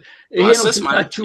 ከወዲሁ ሆነ አንተ ባህር ማዶ ሆነ ስልታችሁ ይሄ ይሁን እንደዚህ ሳይሆን ሁልጊዜ አንተ ዝግጁ ነህ፣ እኛም የተሻለ ስራ መስራት አለብን። እርግጥ ግን ዋናው ነገር ከዛ ነው። እኔ የማየው በዛ ነው። ይሄ ቅደም ተከተል ካልከኝ ይሄ ፕራዮሪቲ ካልክ ኦርደር ኦፍ ፕራዮሪቲስ የሚሉት ይሄ የቀደምትነት አላለም ደረጃ ከወሰድክ ከዛ ይመጣና ይሄ ነው የሚያስፈልገን፣ በዚህ እርዱን፣ በዛ በቀደም ባልነው መንገድ እኮ ነው። ለምሳሌ እርዳታ ሲፈለግ ከዲያስፖራው አንድ አይነት መዋቅርና አንድ አይነት አመራርና እንትን መፍጠር አለባቸው። አንድ አይነት መመሪያ ብለናል አይደለም? ያው እኮ እነሱ ይሄማ አሁን ለምንለውም እኮ ያ ነገር አግባብ አለው። ለምሳሌ በስልታዊ እንቅስቃሴ ጉዳይ ስርዓትን የመለወጥ ደግሞ እንዳልከው ቅድም ፖለቲካ ብቻ አይደለም ስርዓት መለወጥ፣ የኢኮኖሚ ጉዳይን ይይዛል። ካልቸራል ኮንሽስነስ፣ የባህል ለውጥ ያለው ብዙ የተለያዩ ነገሮች አሉ እና ግን ዞሮ ዞሮ ዝም ብሎ ሰፊ ነገር ሳይሆን ለውጡን ለማምጣት መዋቅራዊ ለውጡን ለማምጣት ይህን የዘር ፖለቲካ መዋቅር ለመናድ እና የተሻለ እንትን ለመገንባት በዛ ዙሪያ ነው የምታተኩረው እንጂ ሌላ ብዙ ትርፍ ነገር አለ። እነሱ ሁሉንም እንግዲህ ምልህ ወጣቶች ናቸው ብለሃል። ግን ለምሳሌ እኔ በቀደም ጀነራል ተፈራ ማሞን ስሰማ ነበር አንድ ነገር ሲናገሩ እሳቸው ለምሳሌ እኛ በቃ ትግላችን አሉ በህልውና ትግል ነው እንጂ ህብረተሰብ ውስጥ ገብተን እንዲለወጥ እንዲምናምን የምንለው ነገር የለንም አሉ። እኔ ትንሽ ግርን ያለኝ ምክንያቱም ፋኖ አብዮትን ያስኩት ባይ ነው እንግዲህ ኃይሉ ንቅናቄው ባዘሆል እና ከፍተኛ አመራር ላይ ያሉ እንግዲህ ይሄን ትንሽ ይሄው መልሱን አገኘው እዚሁ ራሱ ሆነ። ምክንያቱም ለመሰለ አስቸጋሪ ነው ነው ለዚህ ነው እኔ እንትን ማለት አይደለም ዋን ሳይድድ ይሁን ምናምን አይደለም፣ ግን ትወይ ነገር ይኖራል። ስትጀምር አንዳንድ ነገሮች አሰስ የምታደርጋቸው ነገሮች አሉ፣ ግን እርዳታ ግን ያስፈልጋቸዋል ባይ ነኝ። እኔ በጽኑ አምናለሁ። ያ አይ በጽኑ ለዛውም በብዛ እንደው ብዙ ነገር ያስፈልጋቸዋል። እኔ እንግዲህ ያው ልጆች አሉኝ፣ ያው እናንተም ያላችሁና እያሱን እንደሆነ የማይመለከተው አላውቅም። እንግዲህ ይቅርታ እያሱ እዚህ ላይ ለቀልድ ልጀምር አለ ትለያለህ። ግን ሰለሞን ትለያለህ፣ ብዙ ነገር አለ፣ ግን አንኳር የሆኑ ነገሮችን ትለያለህ። ዝም ብለህ ሁሉ ነገር ማአት ነው ይሄ ነገር እንዴት ነው በቃ በዛ እንቋጨው እና እንደዛ ነው። እሺ አይ ግዴለ ምን ማአት ምስል ያው ቅድም ነገር ነው። ምንድነው ተስፋዬም ላለው አንተም ላልከው ነገር ምንድነው አንድ ቃል በትወደኝ ነበር። ምንድነው ጋን በጠጠር ይደገፋል የምትሉት አንተ አማርኛ እንትን አለ። ዲያስፖራው ይሄንን የፋኖን ትግል ለመደገፍ በገንዘብ፣ በትምህርት፣ በዲፕሎማሲ በትምህርትም መደገፍ አለበት። ብዙ ጊዜ የማይነሳው የነበረው በሚዲያ በገንዘብና በዲፕሎማሲ ነው። ግን አሁን ተስፋ ያነሳው ነጥብ ጀነራሉ ሲናገር ሰምቻለሁ። በወኔ ነው የሚናገሩት፣ ግን እዛ ላይ ብዙ ምንድነው በእንግሊዘኛ ፖለቲካ ጨዋነት ወይ ነው ፖለቲካ ኮሬክትነስ የሌለባቸው ነገሮች ሲናገሩ አዳምጫለሁ። ማለት አንድ ወጥ የሆነ የፋኖ መሪዎች ወደ አደባባይ ሲወጡ ቃላቸው አንድ አይነት ይሁን እንኳን ባልልም ተመሳሳይ የሆነ ማዕቀፍ ውስጥ ያለ መሆን መቻል አለበት። አሁን ለምሳሌ ዛሬ የታዘብኩት ነገር ዛሬ ለምሳሌ ገዱ አንዳርጋቸው ሪዮት ሚዲያ ላይ ቀርቦ ነበር። ሪዮት ነው ማን ነው ከንትና ከቴድሮስ ጋር ቀርቦ ነበርና አሁን ከዚህ ከትርክት ጋር እንደውም ምን ማንሳት ፈልጋለሁ እሷን ነጥብና ሪዮት ቋሚ የሆነ ነገር አለው፣ ቋሚ የሆነ ትርክት አለው። ሁሉ ጊዜ ስልህ አልተበደለም እያልኩ አይደለም፣ የሱን ቋንቋ ነው የምጠቀምበት። የትግራይ ህዝብ አልተበደለም አይደለም፣ ነገር ግን ሁሉ ጊዜ ሊያጎላ የሚፈልገው የሚፈልገው ነገር የትግራይን ህዝብ ጉዳት ብቻ ነው በማናቸውም መስክ። በተመሳሳይ በአንጻሩ ግን ከዛ በፊት የተነሱትን ቲፒኤልኤፍ ከአዲስ አበባ ከመውጣቱ በፊት የተነሱ ኢሹዎችን ለዚህ ፖለቲካል አገሪቱን የትግራይን ህዝብ ጨምሮ ኢትዮጵያን አጠቃላይ አማራን ህዝብ ጨምሮ ይሄ ቀውስ ውስጥ የከተቱን ፖለቲካ አይነሳም።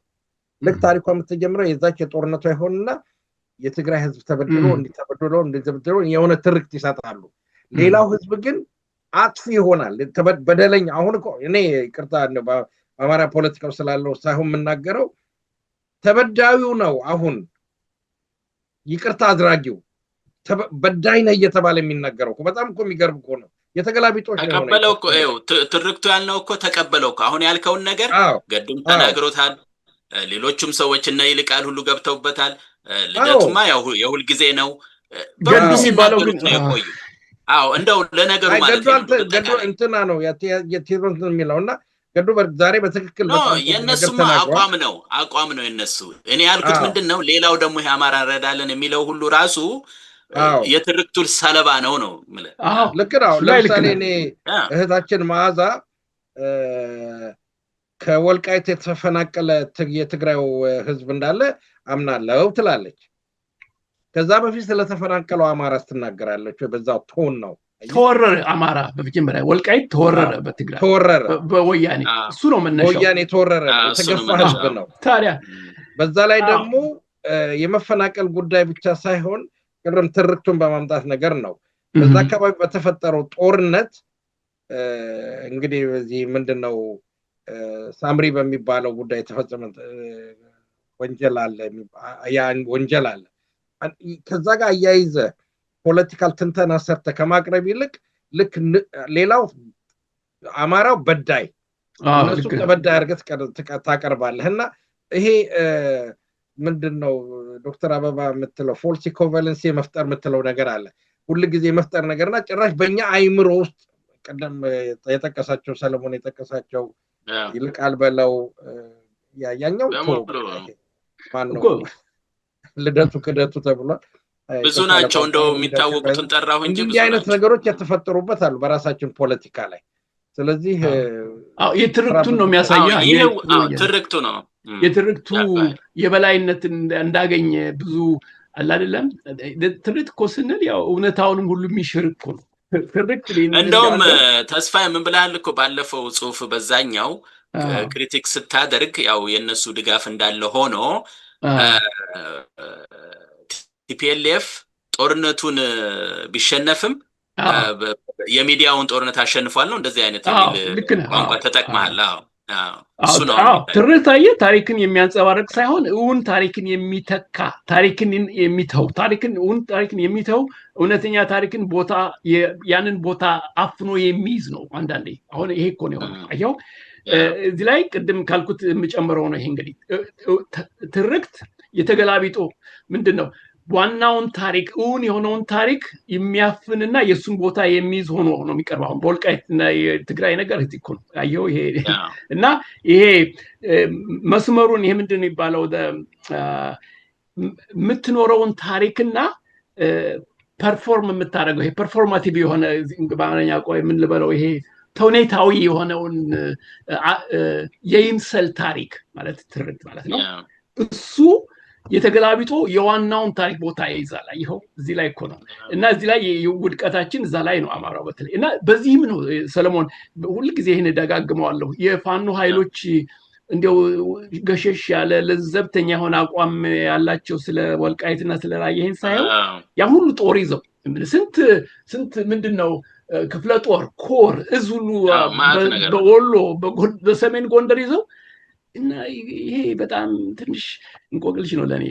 ይሄ ወደ ምን ያመጣኛ መሰለ እንደው ሰዓቱን ለመገደብ ያህል ይኸውላችሁ ከአንድ ሁለት ጥያቄ ነው የቀረኝ። አሁን አንድ ወደ ምን ያመጣኛ መሰለ አሁን ያልነው ፎልስ ኢኩቫለንሲ ያላችሁት አሁን ተጎጅና ጥፋተኛን አንድ አይነው ማየት እንግዲህ አሁን ደግሞ ለድርድር ማቅረብ አሁን የሌለ ታሪክ ማለት ነው። ራሱ ወልቃይትም ነው ራያም ምንም ሌሎች ኢኩቫለንሲ የሚለውን እንግሊዝኛ አጉል ተመዛዛኝነት በለው። አጉል ተመዛዛኝ ኦኬ፣ አጉል ተመዛዛኝ። ስለዚህ ተመዛዛኝ የምታደርጋቸው ደግሞ የተጎዳና ያልተጎዳውን አይነት ነገር ነው አንድ ላይ በማቅረብ ማለት ነው።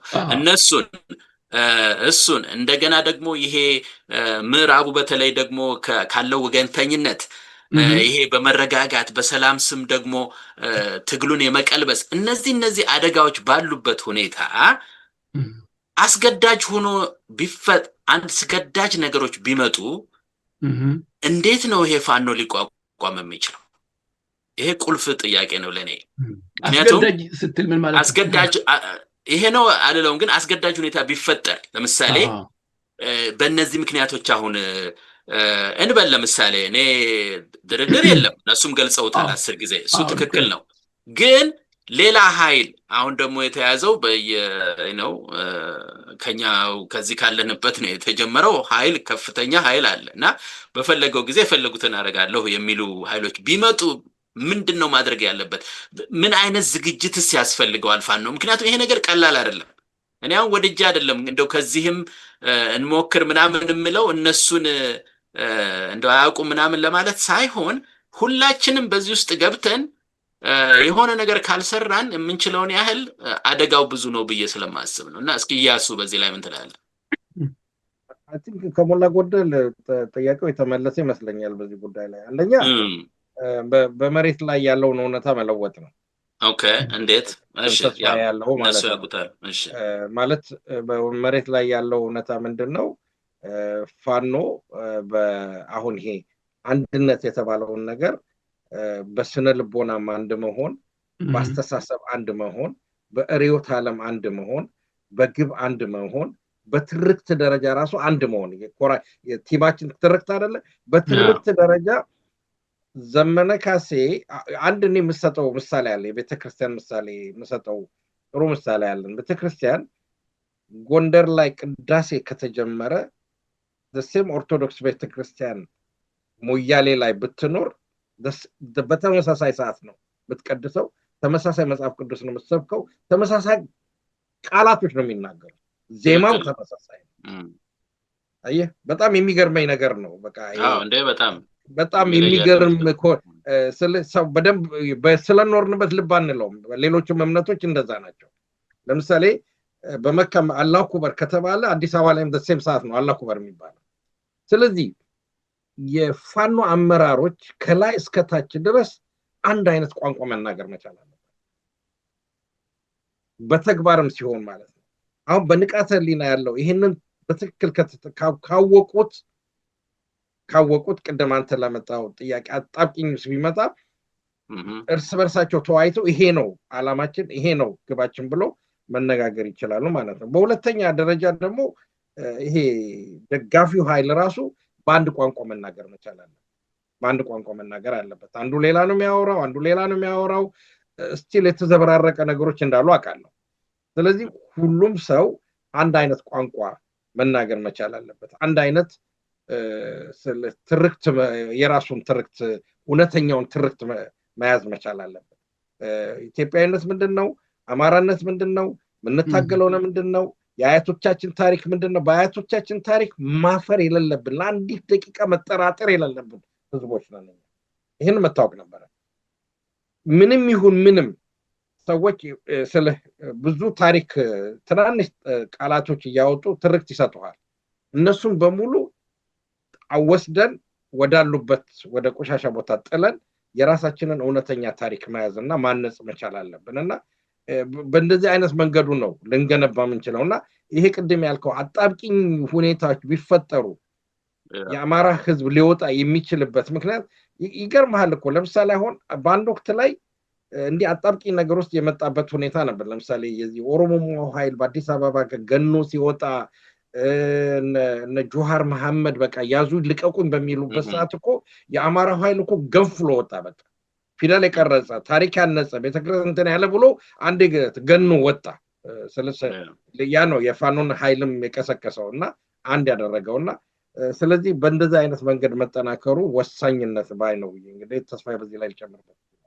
እዚህ ላይ አሁን ላልከው ድርጅት ቁልፍ ነው። ይህ ድርጅት እንግዲህ ብዙ ጊዜ የሚጥም እንትን ላይሆን ይችላል። በፋኖ ትግል ድርጅታዊነት ይሄን ያህል የሚፈቀድ የተፈለገ እንትን አይደለም። ድርጅት ስልህ ይሄ ከጦር ድርጅት ባሻገር ከጦር መዋቅር ለምሳሌ ሻለቃዎች ነው አለ አይደለም፣ ኮሮች፣ እዞች ምናምን ከሚለው ሌላ አንድ አይነት አስተሳሰብን የሚያቀናብር እንዳልከው አንድ ገጽ ላይ መሆን ማለት እንግዲህ በአስተሳሰብ በትርክት ለዚህ አሁን ለምሳሌ አንዱ ዘመነ እንትን የኢትዮጵያ ማህበረሰቦች ነው ብሔሮች፣ ማህበረሰቦች፣ ስቦች ምናምን ህዝቦች እያለ ያንን ትርክት የቆየውን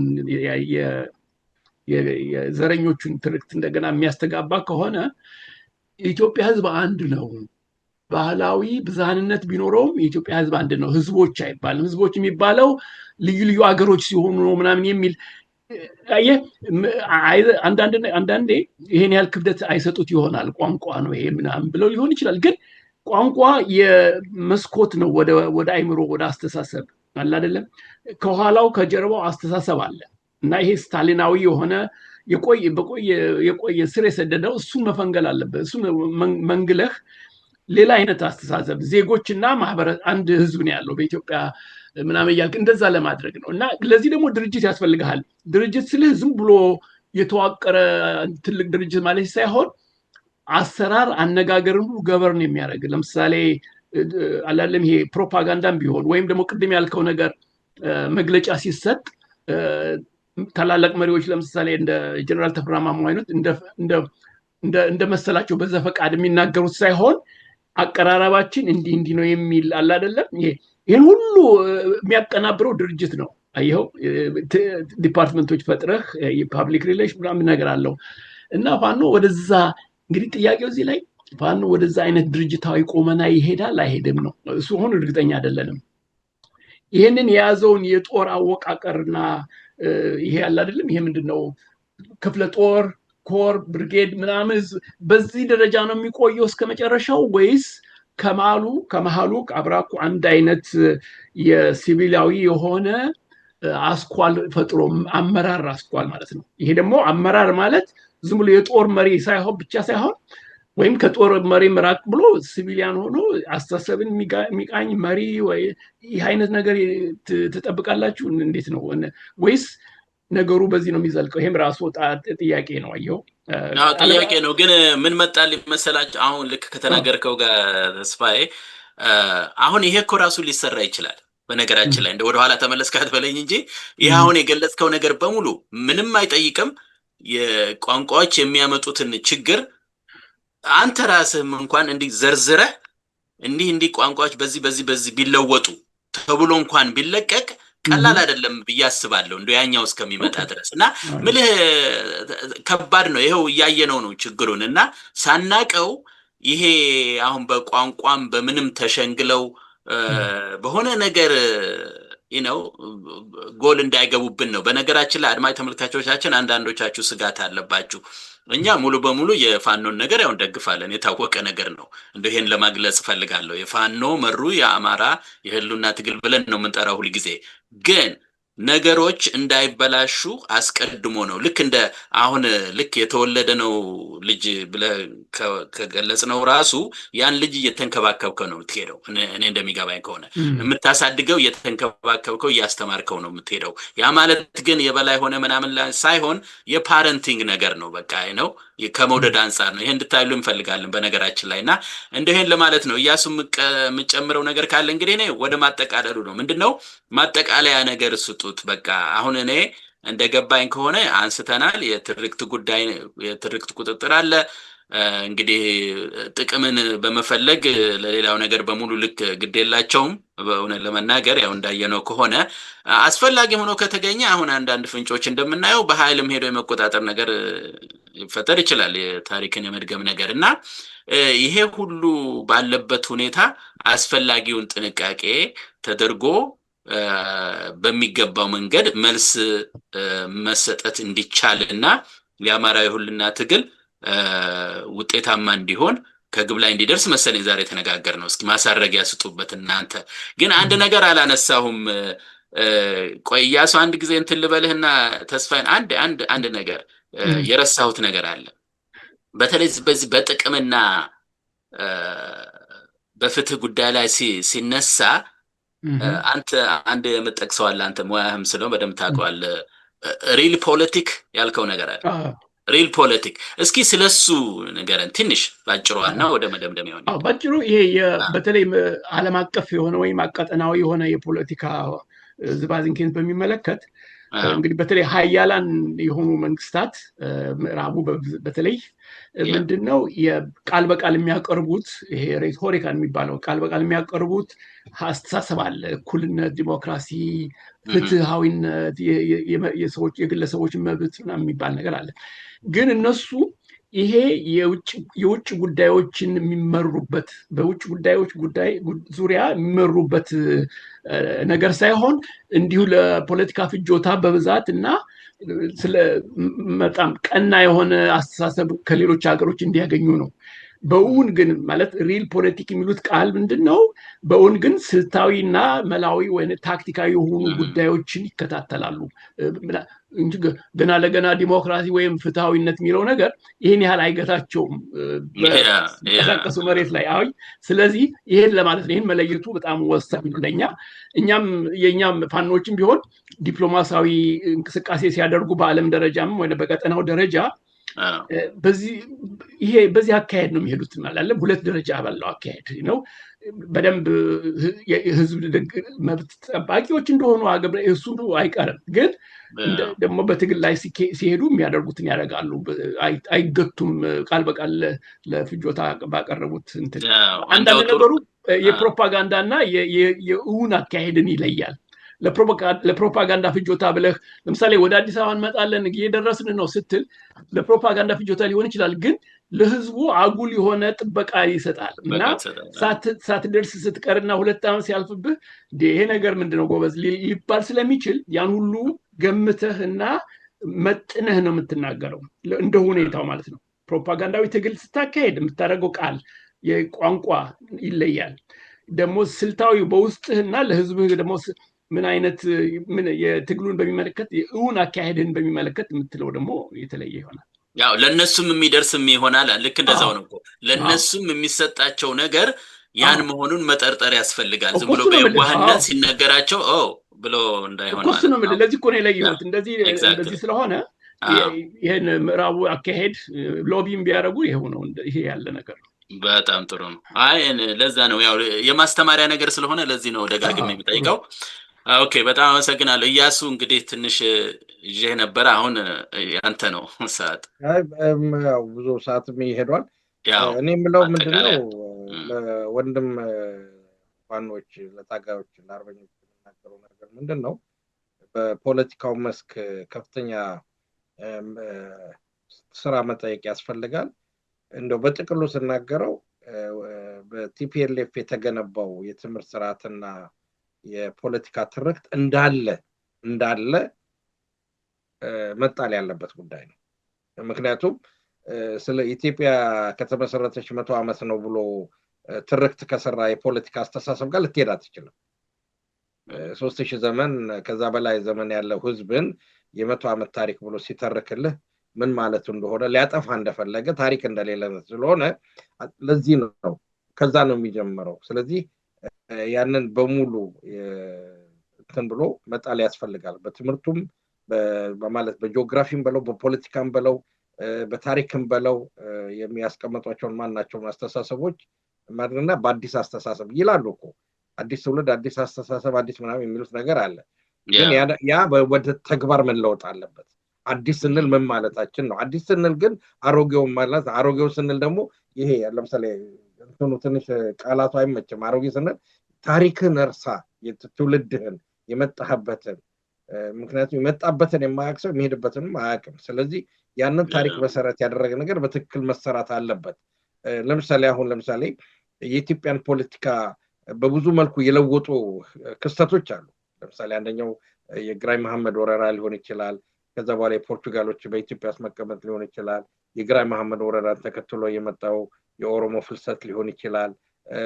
የሁለተኛ ዓለም ጦርነት የአንደኛ ዓለም ጦርነት ክስተቶች ሊሆናሉ። በዛ ውስጥ የተፈጠሩት ነገሮች ምንድነው? የተካሄዱት ፖለቲካዎች ምንድናቸው? የተደረገብን ነገር ምንድነው ብሎ ማጤንና መመርመር ያስፈልጋል። ስለዚህ እነዚህ ነገሮችን ቅርጽ የሰጧቸው ነገሮች በትክክል በማወቅ የዛሬው ፖለቲካ ምንጩና አካሄዱ የት እንደሆነ በትክክል መገንዘብ ያስፈልጋልና በዛ መሰረት ላይ ትርክታችንን ማስተካከልና መሄድ ያስፈልገናል። ዲያስፖራውም ቅድም እንዳልኩት በስነ ጽሁፍም ቢሆን በትላልቅ ሚዲያዎችም ይሄ በአማርኛው ሳይሆን በእንግሊዝኛው በኒውዮርክ ታይምስ በታይምስ በመጻፉት በአካዳሚክ ጆርናል ላይ በመጻፍ ትርክቱን የማስተካከል ኃላፊነት አለበት። ፕሮባብሊ እንደው ገምት ብትለኝ በአማራ ምሁራኖች ዘንድ በዩኒቨርሲቲ ከሚያስተምሩት ውስጥ ቢያንስ በአመት 3 እና 4 ጽሁፎች በእያንዳንዱ በአማራ ቶፒክ በአማራ ሉና ዙሪያ በፋኖ ዙሪያ በወልቃይት ዙሪያ በአጠቃላይ በነበረው እንቅስቃሴ ውስጥ በተደረገ ግፍ ብዙ ዝርዝሮች ቶፒኮች ሊኖሩ ይችላሉ። እያንዳንዱ ምሁር እንደው 10 ጽሁፍ ቢያበረክት በአመት ውስጥ አካዳሚክ ዓለሙን ማጥለቅለቅ እንችላለን ብዬ ገምታለሁ። ትርክቱን እንግዲህ ብዙ ተናግረናል ስለ ትርክት አቀራረብና ሁኔታ። እኔ እንደው ያንን ለመድገም ሳይሆን ምን ምለዋለኝ እንግዲህ የሀገር ጉዳዮችን የፋኖ ኃይሎች በአንድነት ተደራጅተው አሁን ባደረሱበት ደረጃ የሀገር ጉዳዮችን አቀራረባቸውን በሁለት ረድፍ ቢያዩና ምናልባት ሁለት የተዛመዱ ወይም ተወራራሽ የሆኑ ደረጃዎች አሉ፣ እሱን ቢከተሉ ይረዳቸዋል ብዬ አስባለሁ። በአንደኛ ደረጃ የልዩ ልዩ የኢትዮጵያ ህብረተሰብ ክፍሎች እንግዲህ ዝም ብሎ ጎሳዎች፣ ብሔሮች፣ ህዝቦች ምናምን ሳይሆን መደብም ሊሆን ይችላል። የህብረተሰብ ክፍሎች እና አካባቢዎች ተጨባጭ ጥቅሞች እና ፍላጎቶች፣ ብሶቶች፣ እንቅስቃሴዎች ይገኛሉ። ይሄ ብዙውን ጊዜ በደንብ አይገለጽም። ይሄንን እዚህ ላይ ለምሳሌ የወልቃይት ጠገዴም እንደዛው ነው እና እነዚህን ቀደምትነት የሚሰጣቸው ጥያቄዎች፣ ችግሮች ከሰፊ የፖለቲካ እንቅስቃሴ ዓላማዎችና ትግሎች ጋራ ግንኙነት ቢኖራቸውም በቀጥታና በአንዳፍታ እነሱ በደንብ መታየት አለባቸው። በየወረዳው ሲሰሩ ሲታገሩ አላለም ሲቆጣጠሩ ወረዳዎችን የማስተዳደር ጉዳይ ይመጣልና እዛ ላይ ትንሽ ትኩረት እንዲሰጡት። በአንጻር እንግዲህ ጉዳዮቹ ያልኳቸው የተጨባጭ ሆኑ አካባቢያዊና የህዝብ ፍላጎቶች፣ ብሶቶች በአንጻር ራሳቸውን ችለው ታይተው እና ተቀርጸው በአግባብ የመቋጨት መጀመር አለበት ብዬ አስባለሁ ትግሉ የፋኖ ትግል። በሁለተኛ ደረጃ ከዚህ ጋር ተያይዞ በዚህ ደረጃ የሚነሱ ጥያቄዎች እንግዲህ በሁለተኛ ደረጃ ቀዳሚ የህዝብ ጉዳዮችንና ፍላጎቶችን፣ ብሶቶችን የሚያካትቱና እነዚህም ጠቅለል ባሉ አገራዊና ሐሳባዊ የፖለቲካ፣ የኢኮኖሚ፣ የማህበራዊ፣ ባህላዊ እንቅስቃሴዎች የሚቀርጽ ማለት ነው። ቅርጽ የሚሰጥ ብዙ ዝርዝር ጉዳዮች አለው ህዝቡ። ግን እነዚህን ቅርጽ የሚሰጥና መፍትሄዎችን ዘላቂ መፍትሄዎች በተለይ መዋቅራዊ ለውጥ የሚያመጡ መፍትሄዎች መፈለግ ላለውና ትርክት እንግዲህ በእነዚህ ውስጥ ይካተታል። የትርክት ግብአት ነው በእነዚህ በሁለቱም ደረጃዎች ብዬ አስባለሁ እና በዚህ ይላቁ። እሺ፣ በጣም አመሰግናለሁ። እንግዲህ ዞሮ መቼም ሁሉም ነገር በጥናት በስርዓት በምን የታገዘ ቢሆን ይመረጣል። እንዳላችሁት ያው ሁልጊዜ ያው መደራጀት፣ መታገል፣ መታጠቅ እንደዚህም ባሉ ቃላቶች አሉና እነሱን መጠቀም በጣም ተገቢ ነው ከቋንቋው ከምኑ ጀምሮ እንደገለጽ ነውና ግን ዞሮ ያው የፋኖ አንድነት ተመስርቷል። አሁን እነሱ እንግዲህ በዚሁ በደንብ እያደጉ የሚያስፈልገውን ነገር ደግሞ የሚመስለንን ሀሳባችን እየሰነዘን ይሄን ሀሳብ ወስደው ደግሞ እንዲጠቀሙበት ነው የምንፈልገው። ከዛ በተረፈ ደግሞ ቀስ በቀስ ደግሞ ፋኖም በራሱ በመንገድ የራሱን ሰዎች በተለያየ ቦታ ሊያሰማራ ይችላል፣ የታወቀ ነገር ነው። ከዛ በተረፈ ደግሞ እንደ አማራነታችን ደግሞ የምንሰጠው አስተዋጽኦ ደግሞ ሊኖር ይችላል እና የሁሉንም ሰው ህብረት ያስፈልጋል እና በዚሁ እንቋጨው። የነበረን ዝግጅት ይሄን መስላል። አድማጭ ተመልካቾቻችን ዶክተር ተስፋዬና አቶ ኢያሱን ከልብ አድርጌ አመሰግናለሁኝ። ጤና ይስጥልኝ። ጤና ይስጥልኝ።